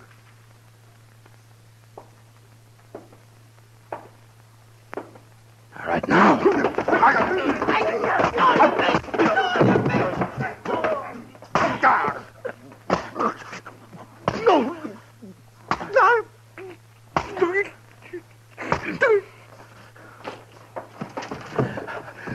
All right, get the door closed. Mine only had but one gun, Mr. Dillon. Well, this one's got two. All right, which one of you here can handle a gun right? Frank's Donnelly? Yes, sir? Here. We'll split up the cartridges. Chester, get over by the crack there and keep a lookout. Yes, sir. One of the kids found an axe behind those empty crates, man. Good. See if you can find anything else. Yeah, mate. Well, there's 3 of us now. 9 of them with guns. Yeah, except that we know that and they don't. Donnelly, you're going to have to stay here. Chester and I'll try to get some more guns. Now, you got a good chance to knock out a couple more of them if they come in. Shoot to kill them, you understand? I understand. Wait a minute, Matt. I'm coming with you. No. Listen, I used to throw an axe pretty good. I get close enough to one of them boys, I can split him. I'm coming with you. It's our only chance. You start shooting and the whole bunch will be on your neck. This is quieter. Okay, let's go. You see anybody, Chester? No, sir. He must be up the slough. All right, then open the door. Now, if we hear any shots back here, Donnelly, we'll come running. Take it easy now.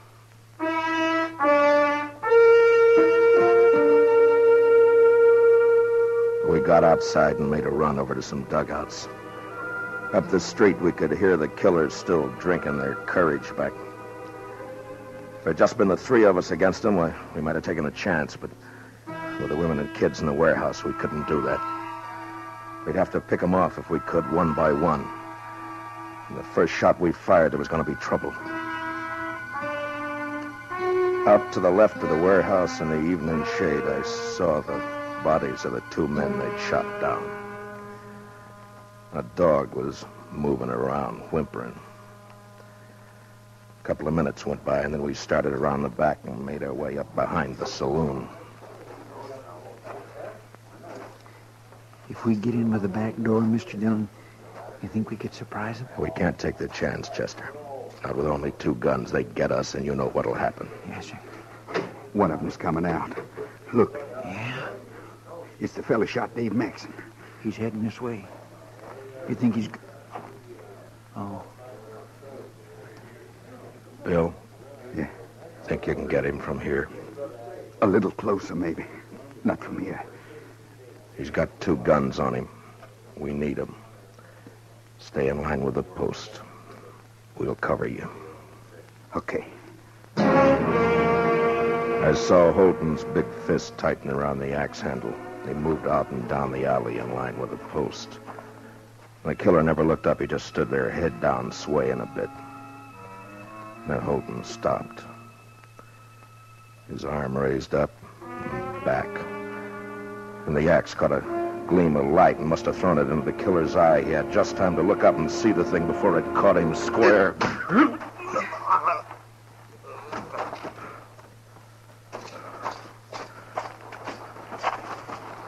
I haven't done that for a long time. I only throw at trees and boards. I never did it to a man before. I never killed a man like that. Chester, get the other gun. Yes. All right, here. Here, Bill, take this. All right, we got 4 now. That ought to fix us. Now, look, I don't like what we're going to do, but it's the safest way. We go in there shooting, get them fast. In the leg, anywhere. Try not to kill, but don't give them a chance to shoot back. Yes, sir. Sure, man. You okay, Bill? You want to wait a minute? I'm okay. I'm telling you, I ain't leaving until the man killed my brother gets it the same way. No, sir, I won't hear that discussion. How long is that? Drink up, we'll go on back now and see if they change their mind. It's all right with me. Thinking Marshal Dillon out this time. Yeah. And that deputy. Yeah. Too many marshals around this country anyway. Sure.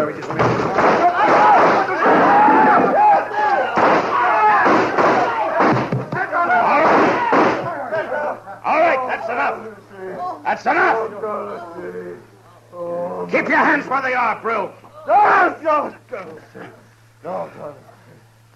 All right, Chester, take their guns. Yes, sir. I'm arresting you for murder, Brill. The rest of them with you. Killed my brother. Got him in the back. My brother, they murdered him. You know something? If I wasn't a marshal, I'd do the same thing to you right now. It's too bad I can't.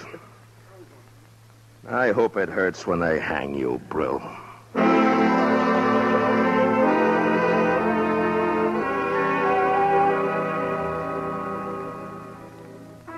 And it was over. And I got the feeling like it never happened, that there hadn't been time for it to happen. But the dead men's women knew that it wasn't a dream. The next day, a half a dozen of the fellows, Chester and myself, took the outlaws back to Dodge. Most of them had been hit back in the saloon. One died in Cimarron before we could get him to the dock. But not Brill. He was alive when he went to Hayes City with the rest of the boys. I was there when they tried him. And I was there when they hanged him.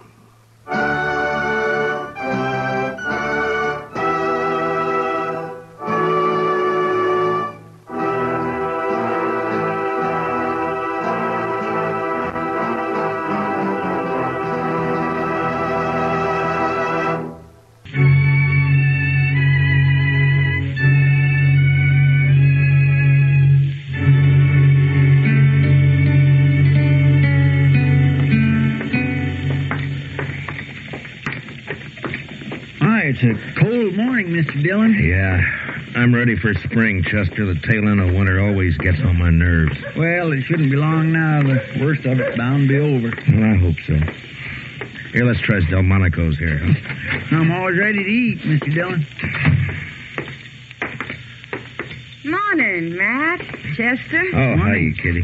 How about joining me, huh? Well, thank you. Pull up a chair, Chester. Yes, sir.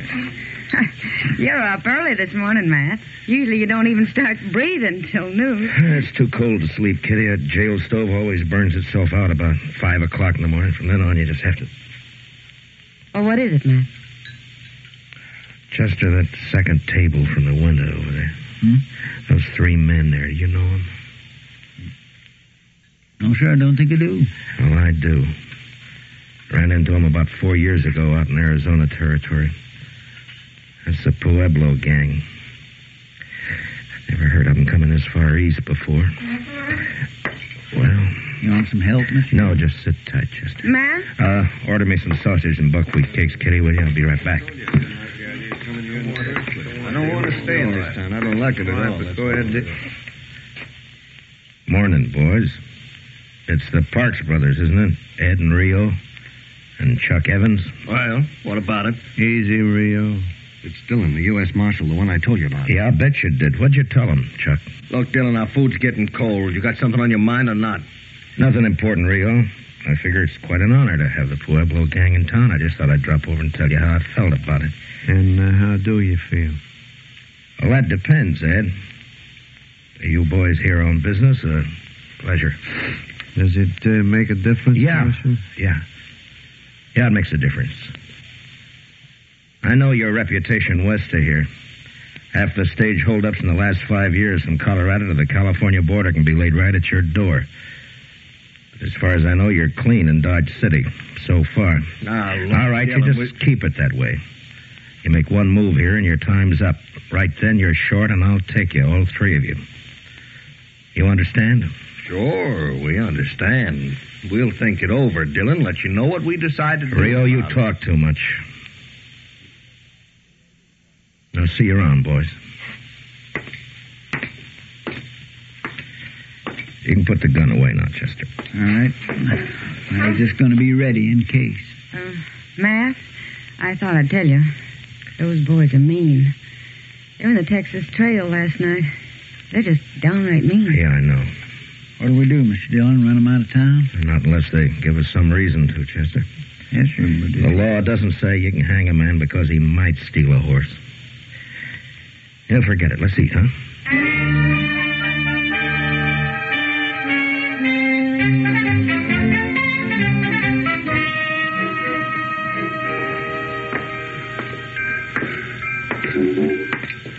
Our old train just about ready to pull out, looks like. Yeah, it's on time. It's 3 o'clock. Be in St. Louis tomorrow night, Chicago the next day. If the engine holds up. Well, they don't break down so much anymore. They're getting them worked out so they're pretty dependable. Yeah, I guess so. You ever get a hankering to take a trip back east, Mr. Dillon, just to see how things have changed? Not me, Chester. I've been on the frontier too long. I'd be lost back there. I wouldn't know how to act. I guess a man could get his rope kinked over which fork to use or what to do. Matt. What? Oh, hi, Will. You down watching your competition pull out? There'll be a stagecoach running for a long time to come yet. Railroad's not bothering me any. Oh, I'm glad to hear that. Something else is, though. No? Matt, the stage from Buckeye is more than 2 hours overdue. I'm getting a little worried. Well, why? It's usually late, isn't it? Not on this particular day of the month. Oh, what's the day particular? Gold dust. Oh. This is the day those placer mines out there always ship their cleanup. Charlie's never missed getting it here at 3 o'clock on time for the eastbound Santa Fe. Not once. Who's riding shotgun, Will? Houston Jack. He's a good man. I doubt if there's any cause to worry. That shipment runs $80,000 or $100,000 sometimes, Matt. Never been late before. Oh, Charlie will probably roll in any minute now. We'll see you later, Will. So long.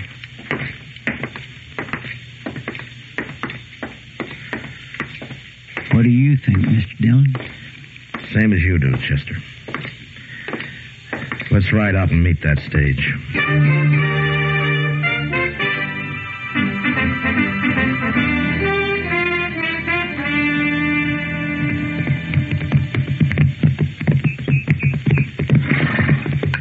still think I heard a horse went in, Mr. Dillon. Yeah, I thought I heard it, too.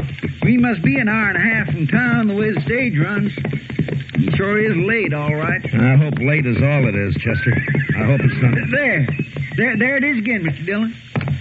Yeah, it came from that draw over there, somewhere around that sumac thicket. Come on. Come on.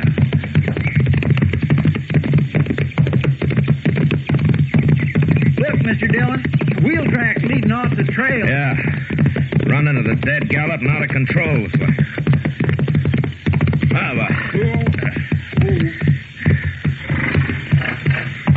Well, Chester, there's the stage. I don't see any sign of life, Mr. Dillon. Let's take a look. There's tracks all around. Must have been 3 or 4 horses here. 3, the way I'm figuring it. I'll lay any odds you want if this is some of the... That's Houston Jack, Mr. Dillon. Yeah. Shot in the back of the head. And they didn't take any chances. He must have ridden up behind the stage and fired without any warning. That's probably what spooked the horses and started to run away.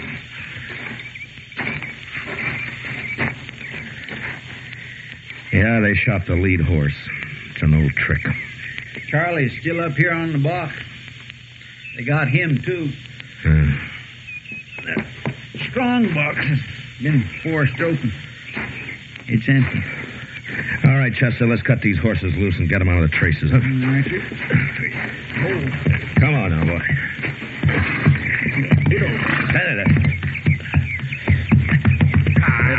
It's the same way they used to work it out west.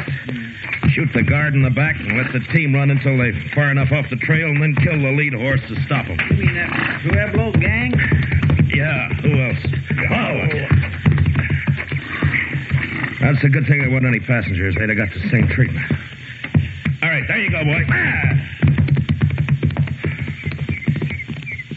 I think there were some passengers, Mr. Dillon.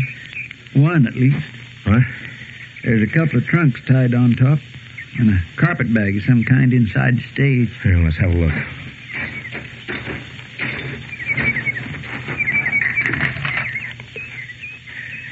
Well, the only bodies are the guards and the drivers. Say, maybe one of the gang was riding as a passenger. They wouldn't leave trunks behind it. What is it? There's stuff in the carpet bag. Belongs to a woman. There's no woman here? Yeah, I know. Well, then they must have taken her. Yeah. It's almost dark. Come on, Chester, let's try to pick up their trail.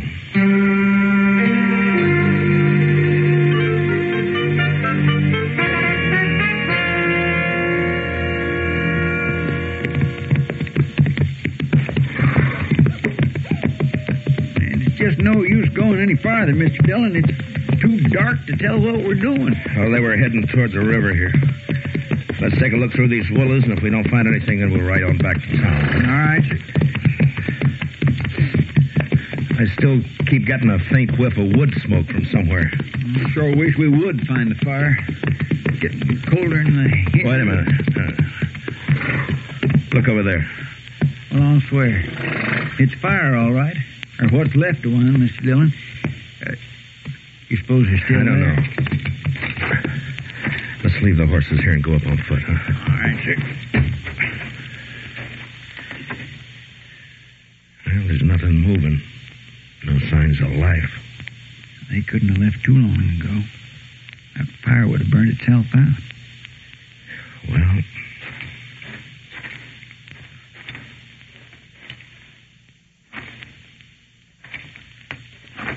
I'd say we're too late, Mr. Dillon. I think they've gone. Yeah, it looks that way, all right. Yeah, half hour or an hour ago. Made a fast camp, stayed long enough to warm up, and then they went... What was that? I don't know. They're over here, Chester. There's somebody lying on the ground. Help me. Help me, please. Here. Throw some brush on the fire, Chester. Yes, sir. Now, it's all right, miss. It's all right now. 3 of them. Robbed the stage. Killed the driver and the guard. Brought me with them. Anything I can do, Mr. Dillon? No, Chester, I'm afraid not. For the love of it. Chester, get some light over here. Grab one of those branches that's caught fire. Mr. Dillon, just a second. Easy now, ma'am. Just easy now. It's going to be all right. I pleaded with them. Begged them to let me go. Here. This help any? Yeah, hold it over here. Helen. But they wouldn't. They wouldn't let me go. Helen Ford. And when they left, they drew their guns and shot me. Easy now. They shot me. You know who they were? Helen? Helen, can you hear me? One named Rio. One called Chuck. They sat on their horses.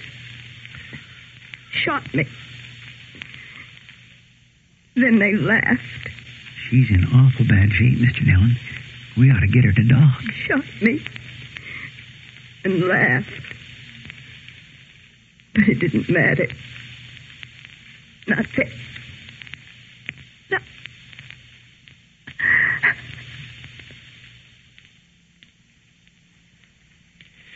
Well, I guess it's too late now. Yeah, it's too late. I'll carry her back to Dodge. Get me your saddle blanket, will you, Chester? You knew her, Mr. Dillon? A long time ago. Then things happen the way they do. Later, she married Bill Ford and went out to Colorado. It's a long time ago. I didn't expect I'd ever see her again. It's a bad thing, Mr. Dillon. Yeah. Yeah. And I'm going to see him hang for it.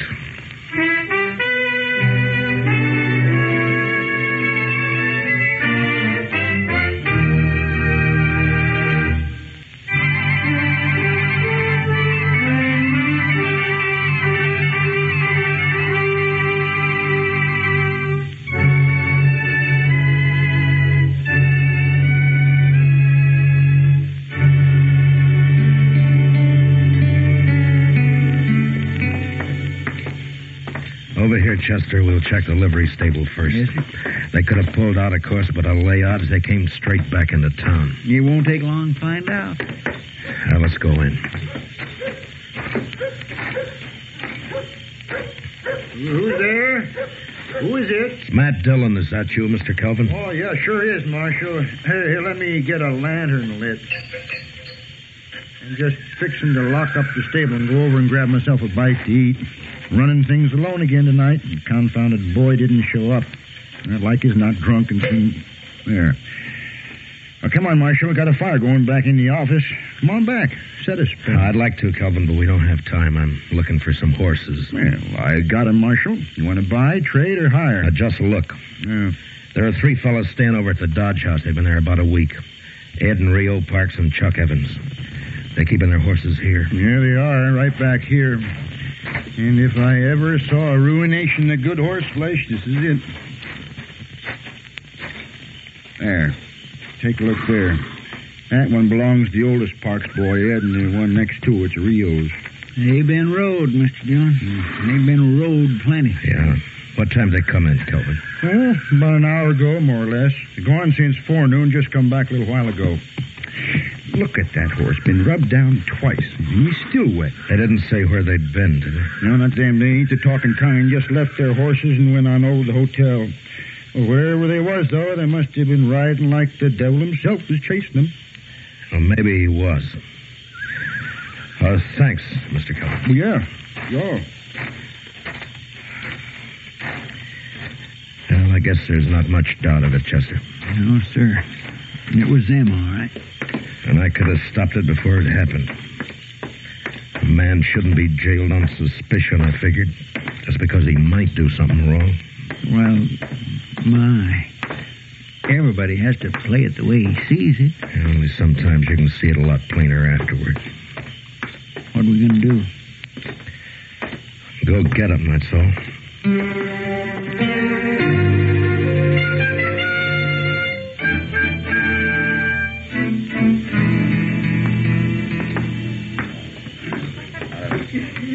Well, where do we start looking? The Texas Trail. Oh, one thing, Chester, before we go in. Now, you leave the play on this to me, huh? Just keep me covered, that's all. Mr. Dillon, what was her name before she was married? Marlowe. Helen Marlowe. All right, come on, let's go.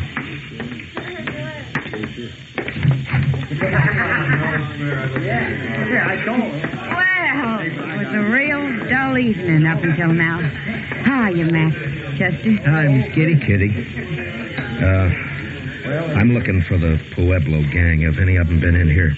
Why, yeah. One of them's here now. Leo Parks. He's over there at the faro table. Oh? Well, what's wrong, Matt? What happened? Now, they held up the Buckeye stage. Killed Charlie and Houston Jack. And a passenger. A woman. Helen Ford. Ah.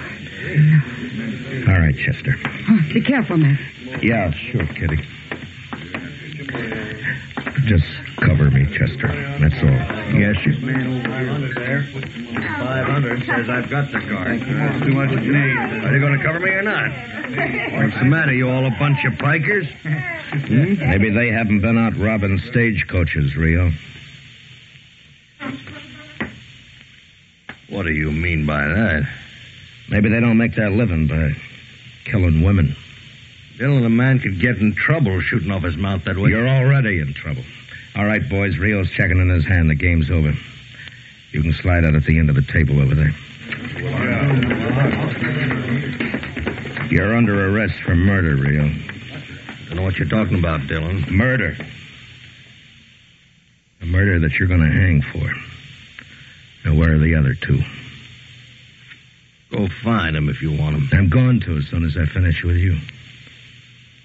I said you're under arrest, Rio. Now get your hands up. Supposing I don't? You're not going to make any play. You don't have the guts. Shooting a man in the back is more your line, Rio. You're killing a woman. Now get your hands up. That's better. All right, Chester, get his gun.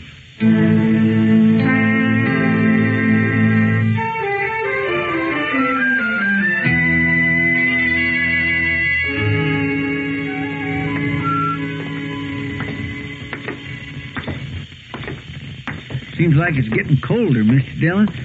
Clear as a bell, though. Look at that moon. Where do you suppose they are? You've been in nearly every saloon on Front Street. I don't know, Chester, but wherever they are, we're going to find them. And you know something, Mr. Dillon? When we do arrest the other two, they're as good as hung with the evidence we got on them. I haven't arrested them yet. Maybe them other two won't be taken as easy as Rio. That's up to them. If they want to surrender, they can. I've never shot a man with his hands up. Chester? Huh? Ben's barber shop over there. The man that he's shaving. It's kind of hard to tell with all that lather on. No, it's Ed Parks. Come on. And there's just him and Ben in the shop. Wonder where Chuck Evans is. We'll worry about him later. Just help yourself to a seat, gentlemen. Be ready for you just as soon as... evening, Marshal. How you been? I didn't know you were in the habit of shaving outlaws. Maybe you're mistaken, Marshal. You just have a seat there, and No, I recognize him, all right. It's Ed Parks. Looks like you got the advantage of me, Dillon. No, we can't have that, Ed. Wipe the lather off his face, Ben. Yes, sir. Sure thing, Marshal. Just a second now, Mr. Parks. There you are. It's too bad you have to leave that shave half finished, Ed. But they'll give you a free one just before they hang you. What are you talking about, Dillon? Now, gentlemen... Ed, you're under arrest for murder. Get your hands up. Your brother's waiting for you at the jail. You arrested Rio? What about the hands, Ed? Are you gonna put them up? No, dirty kid!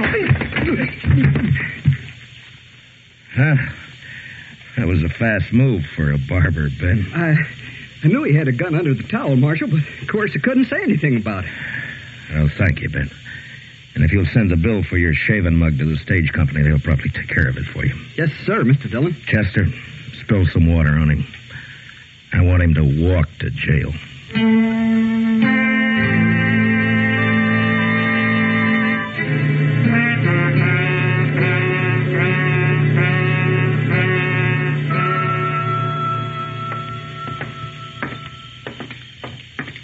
I'll bet Chuck Evans got clean away, Mr. Dillon. The word must have got to him. Well, he had to do it awful fast. The clerk said he checked out of the hotel less than 10 minutes ago.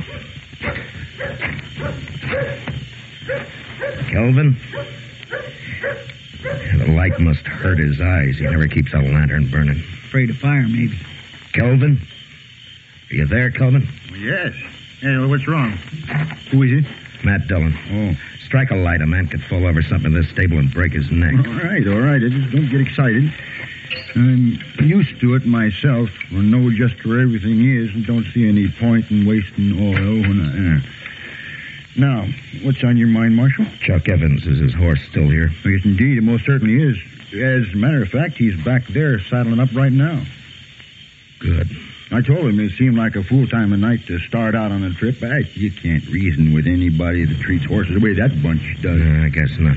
Calvin? What? Well, go on, answer him. Yes? What is it? Give me a hand back here, will you? Tell him yes. All right. I'm coming. What's this all about, Marshal? Nothing to get yourself worked up about. Just stay right here and stay out of the way. All right, Chester. Yes, sir. He's got a lantern back there at the stall. Yeah. Now, you were right about one thing, Chester. He's trying to leave town. Give me a hand with this, Kelvin. I can't seem to get the... You going somewhere, Chuck? Now, look, Dillon.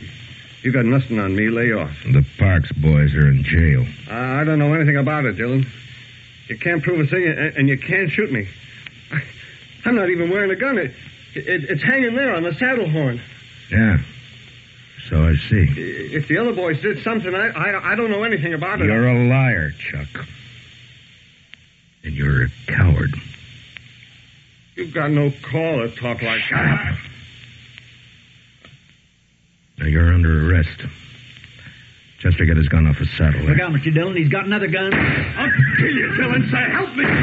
You're scared, Chuck. You're too scared to shoot straight. Help me.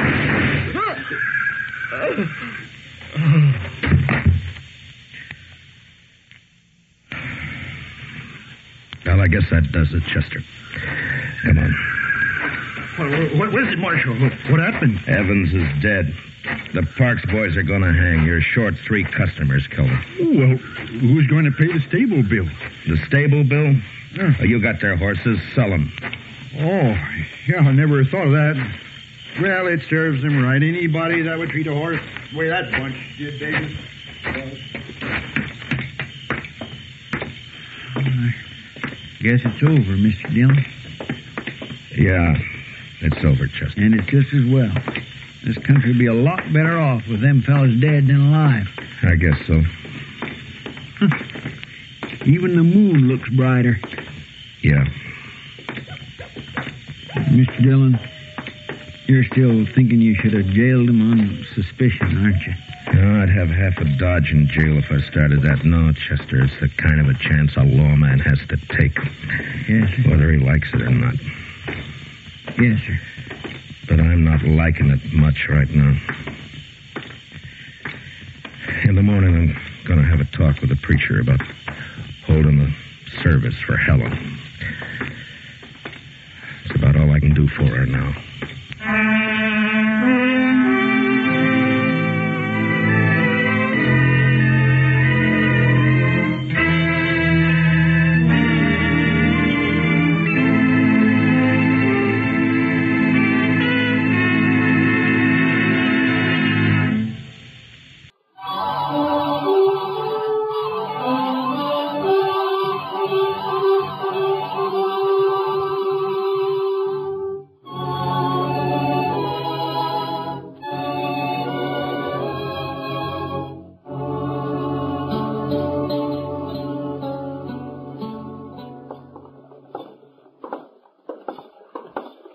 He sure made himself scarce in a hurry, Mr. Dillon. Yeah, it looks that way. The plaza seems pretty quiet. Maybe he got the wind up and rode right on out of town. You're giving him credit for too much sense, Chester. Yes, sir. The only time that Mallard bunch stops is when somebody stops them. Hey, come on, let's take a look in the Texas trail. All right.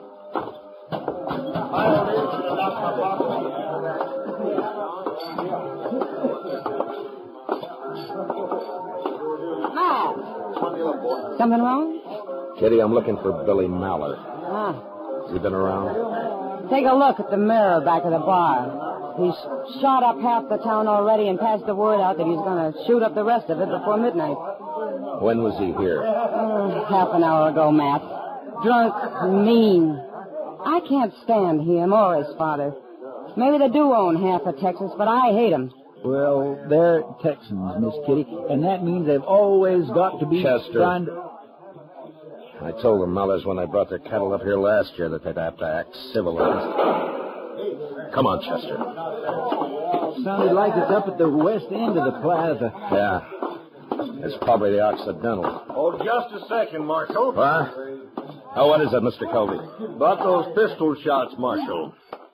I reckon that's young Billy Mallard kicking up his heels. Well, in about 5 minutes, he's going to be kicking them up in jail. No. Let's not be hasty, Marshal Dillon. We have to think of the best interests of Dodge City in a situation like this. What? Those Mallards are mighty important people, you know. Own one of the biggest ranches in Texas. Always throw a lot of money around when they come up here with a herd. Well, as far as I'm concerned, he gets the same treatment as any other drunken cowboy. I'm sorry, Mr. Colby. Now, wait a minute. All you're going to do is antagonize them. They'll turn their drives east from now on. They'll ship their stock out of Hays City or Abilene. And you can't arrest Billy anyways. He's got that gunman, Tom Wayne, and 30, 40 Mallard Ranch riders back of him. Look, I'll argue with you later. I got a job to do. Dillon, you can't do that. Chester, let's go pick him up.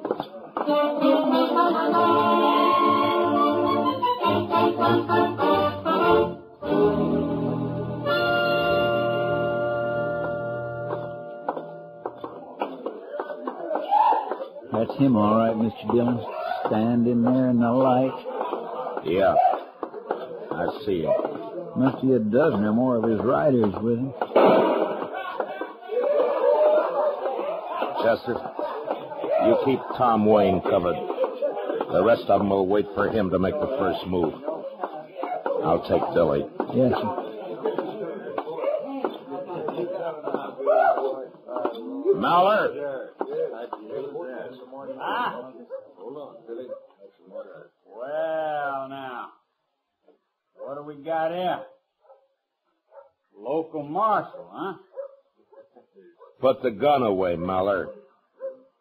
Why don't you try to put it away for me, Marshal? All right. Mr. Wayne, you'll keep your hands still and in plain sight. I said put the gun away, Billy. You're talking mighty big, Marshal. For a man with empty hands. That 10 star of yours makes a good target. I got me a whole collection of stars like that. That's far enough. You'd better hold it right where you are.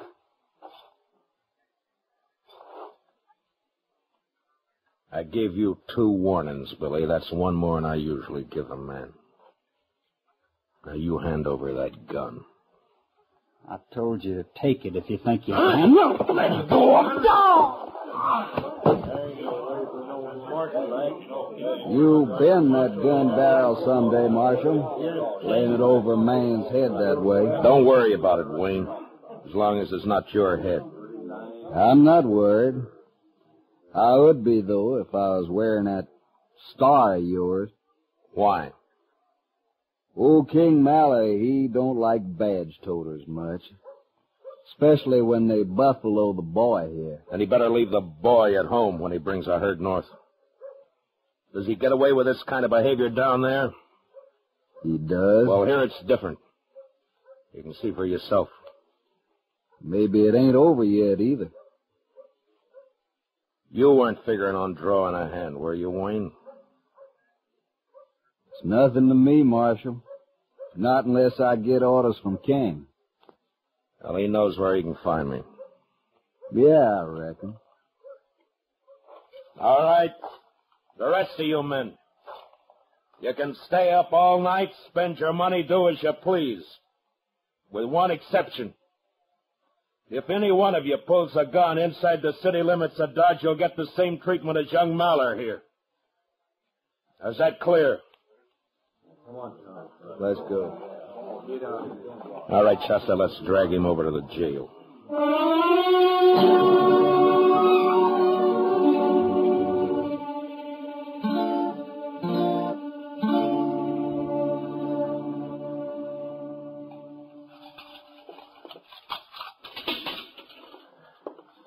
There you are, Mr. Dillon. All right, in you go, Billy.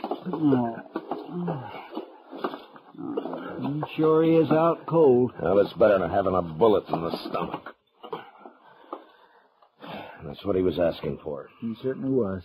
I declare, Mr. Dillon, if you don't stop taking chances when a man's already got a gun in his hand... Chester, you can't shoot every cowboy who has a snort or two and starts to take it out on the town. I know, sir, but... Here, hand me that bucket of water there in the corridor, will you? Yes, sir.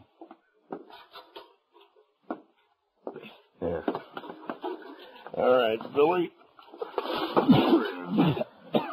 Yeah, that ought to bring him around. All right, Chester, lock up the cell. Just a minute there, Marshal. Don't lock that cell.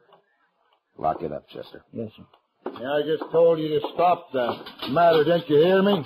I can probably hear you clear back in Texas. Now, what's on your mind? I'll tell you what's on my mind. I want my boy out of that cell. And I want him out in a hurry. Come around in the morning when the court opens. He's under arrest. Arrest? You? I can buy you in this 30-cent town of yours and never know the difference. Maybe. But we'd know it. Now, you shut up and get out of here. I've argued about this long enough. Either you'll open that cell or hand over the key. I'm sorry. You there, come on, hand them over. Here now, Mr. Maller. What's King, you've gone far enough. You think some tin horn is going to... No. I said leave him alone. Let go of me, Dillon. Chester, unlock the cell. Yes, sir. I'm warning you, Marshal, for the last time. If you don't get your hands off me... Sure, King. Here you go. Now lock it up, Chester. Yes, sir. I'll break you, Dillon. I'll break you and run you out of the country. Sure. Sure, I know. But you'll have to wait till tomorrow morning.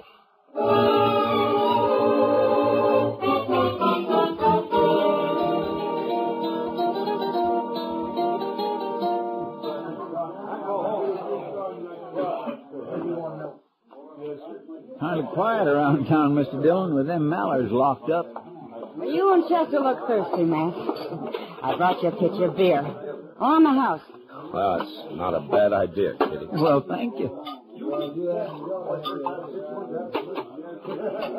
I heard about the Mallers.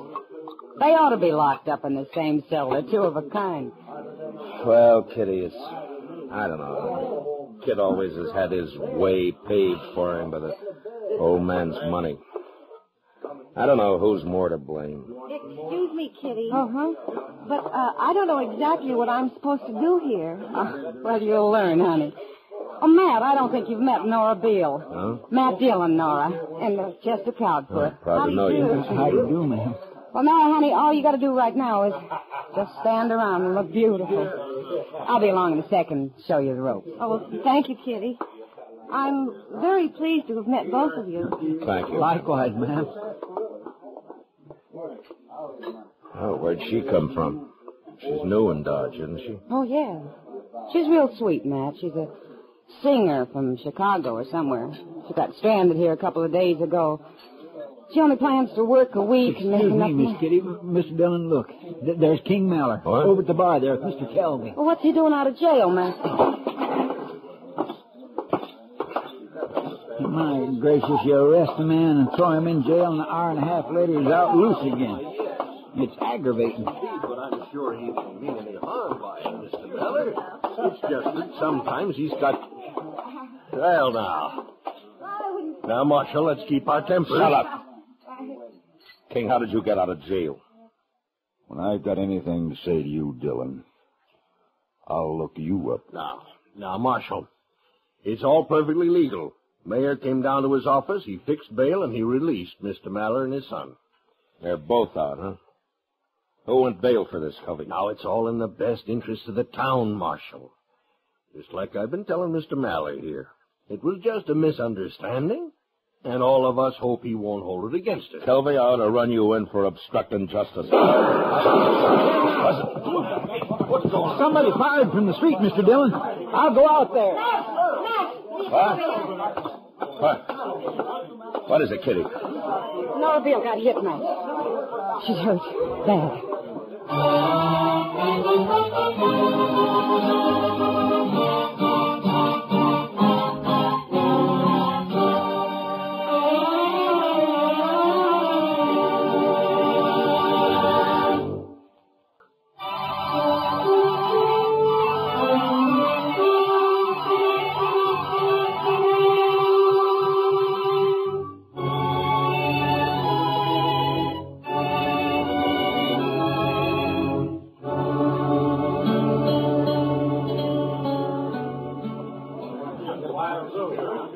Over here, Matt. Lay her over here on the poker table. All right, Kitty. Oh. Easy now, Matt. It's all right. Sorry, boys. Whoever has a high hand, There, Matt. All right, Kitty. Here, let me slip this coat under her head. There. Did somebody send for Doc? Yeah, when the dealers went after him. There now. Now, look, Nora. Don't try to move now.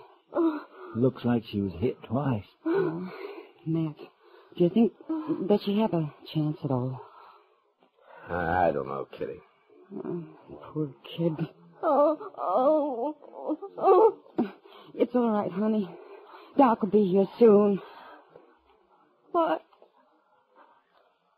Why did they shoot me? Well, I think they were trying to get me, Nora. Not you. Why did they do it? Why? Oh, Where's Doc? Why doesn't he get here? You want me to go after him, Mr. Dillon? oh, please, I feel so...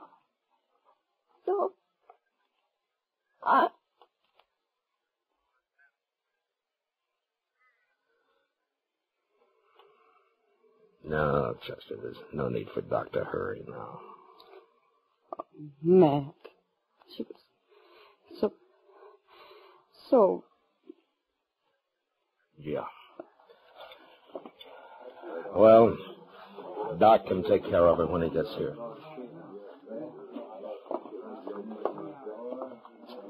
Looks like Billy Maller really pulled something this time, Mr. Dillon. No? How do you know it was Billy, Chester? Well, sir, half a dozen people saw him fire through the window and then ride off down the street. Yeah. I got a feeling those shots weren't wild. They were aimed. Only they were aimed at me. You were just lucky, Mr. Dillon. Where's Billy now, Chester? I don't know, sir. I heard the Maller bunch is getting ready to pull out. They're milling around the street out in front of their hotel. King Maller and Tom Wayne are there. Yeah. Well, they'll cover Billy, of course. It's going to be a lot tougher this time. Yes, sir. A whole lot tougher, I reckon. Kitty? Yeah. Will you sort of take charge of things here until Doc shows up? Oh, sure, Matt. You go on. Get your posse. Posse? You'll need one, Matt. When you move in with a posse, you ask for a gunfight. Works on a man like an out-and-out challenge. I'm going to handle it alone. But there must be 50 of them, Matt. Only 3 that count. As long as we can control the Mallers and Tom Wayne, the others don't matter. Marshal! Huh? Oh, Kelby. You got another suggestion for the best interests of the town? Now listen here. You can't go up there, Marshal. That'll just lead to more killing. Won't do anybody any good. This wouldn't have happened, you know, if you'd taken my advice, not thrown that boy in jail. And it wouldn't have happened if you'd have stayed out of it and left him in jail, Kelby. Tomorrow morning, he'd have sobered up and cooled off. Well, what's done's done. But they're getting ready to leave now. You can pass the word for King not to bring the boy along when he comes up next year and let it go at that. Don't make it any worse now, Marshal. Yeah, let it go at that, huh? Don't antagonize him, huh? Look the other way. It's just Billy Maller kicking up his heels, so let's stay real quiet. And maybe he won't commit another murder. Murder? It wasn't murder. That was an accident. It was murder. He meant to kill somebody, and he did. The only accident about it was the fact that he didn't kill me. Well, it's just a common dance hall girl. Nobody's going to pay any mind. I mind, Kelby. And the law minds. And you stay out of this from now on. You understand me. Well, now, Dillon, you're not talking to some saddle bum. Yeah. Chester. Yes, sir. Mal, Yeah, Kitty. I'm not going to help to go get yourself killed. It seems to me I'm being sold awful short around here. They outnumber you 20-1. Kitty, if I let Maller get away with this, I'd be through in Dodge City, and so would the law. It was hard work bringing the law in here. And it's been hard work keeping it here. And it'd be 10 times harder trying to bring it back if it ever got shoved out. Yeah.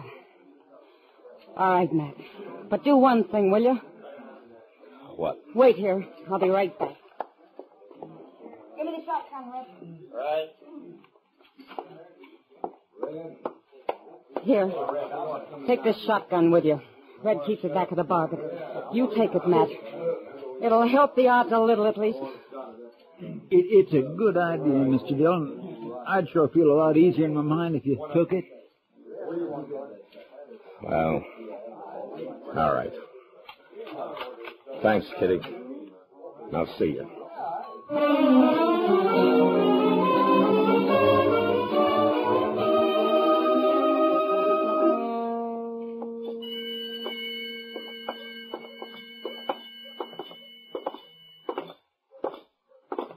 She was a pretty little thing.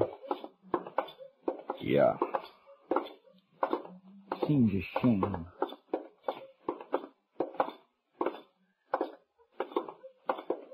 There they are, Mr. Dillon. Out there in the street in front of the hotel. Yeah, I see him. Looks like the whole Maller mob. This ain't going to be very easy. King and Wayne are there, but I don't see Billy. No, sir, I don't either. Those two are the ones to watch, Chester. Don't let them start a play. Yes, Mr. Dillon, I understand. Here comes the marshal, Mr. Maller.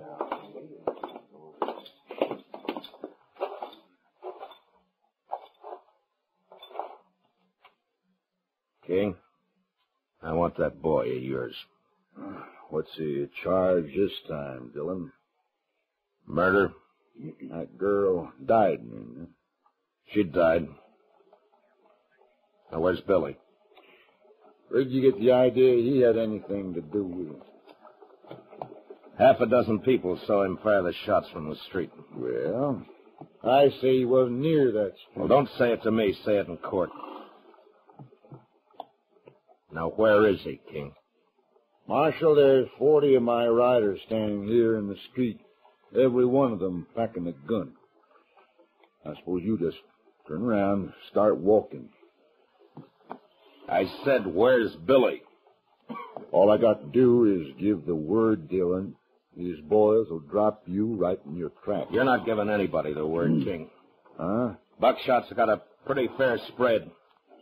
Now, at the first sign of any move by this bunch, and I'll get you and Wayne with one blast. Now, you better warn him, King. Dillon, you're barking up the wrong tree here.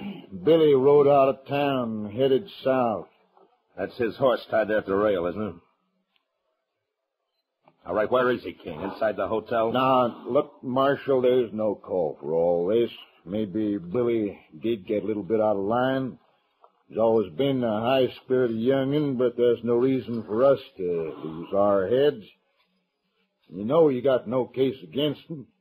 Every one of my men here will swear he wasn't anywhere near that shoot. They'll get their chance at the trial. Well, now, that's just the trouble.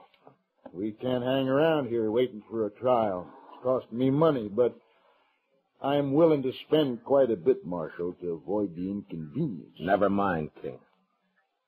Don't be a fool, Marshal. Shut up. Wayne, move over a little closer to him. All right, that's it right there. All right. The rest of you men fish your guns out and drop them on the ground. Now, slow and easy. No sudden moves. Watch him, Chester. Yes, sir, I am.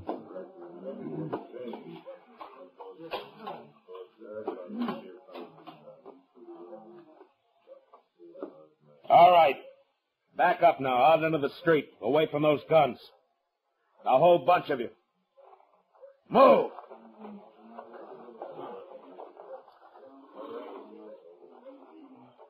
Here, Chester, take the shotgun. Keep him covered. Yes, sir. Hold it now. Just like you are. Nobody will get hurt. Dillon, what you gonna do? I'm going in the hotel and bring out that kid. Watch him, Chester. Yes, sir, Mr. Dillon.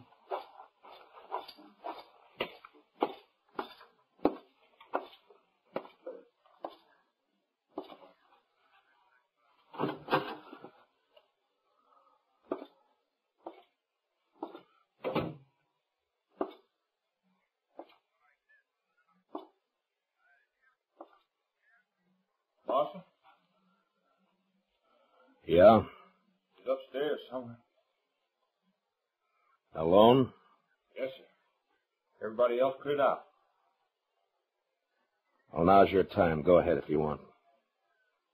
The Mallers won't bother you. Thank you, Marshal. And the best of luck to you, sir.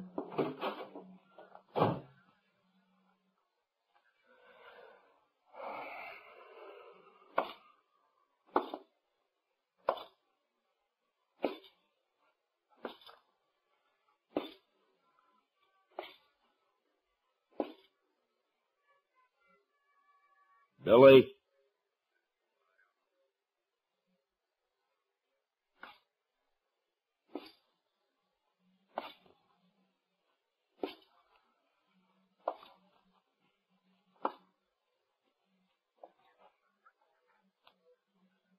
Billy?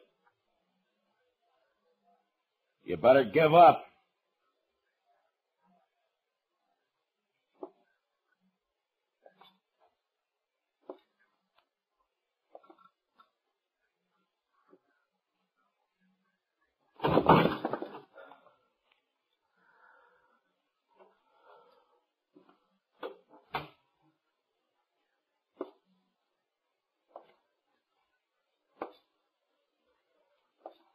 Billy, you haven't got a chance if you know what's going.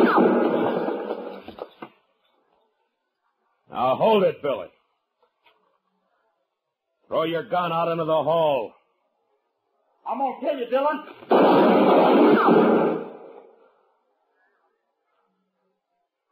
It's your last chance, Billy. Now come out into the hall and give yourself up. I'll kill you, so help me.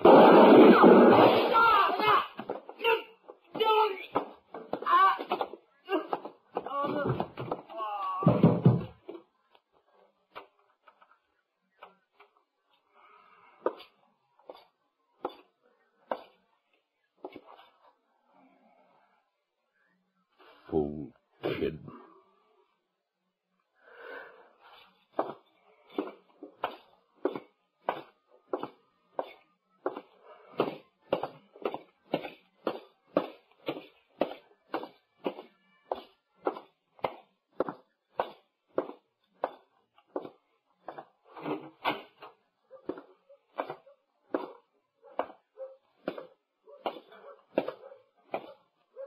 Dillon.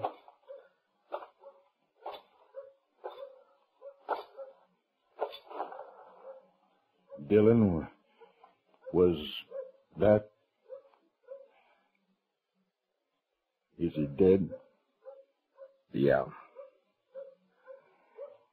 I gave him 2 chances. He wouldn't take them. Yeah. Headstrong. Always was.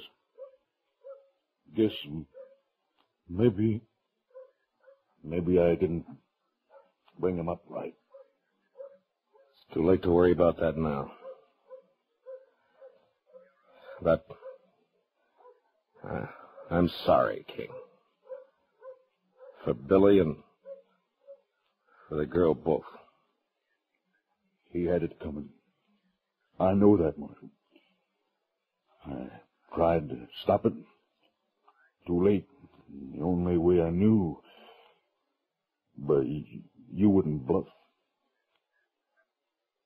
Tom, go get him. We'll have to bury him in Kansas. All right, King.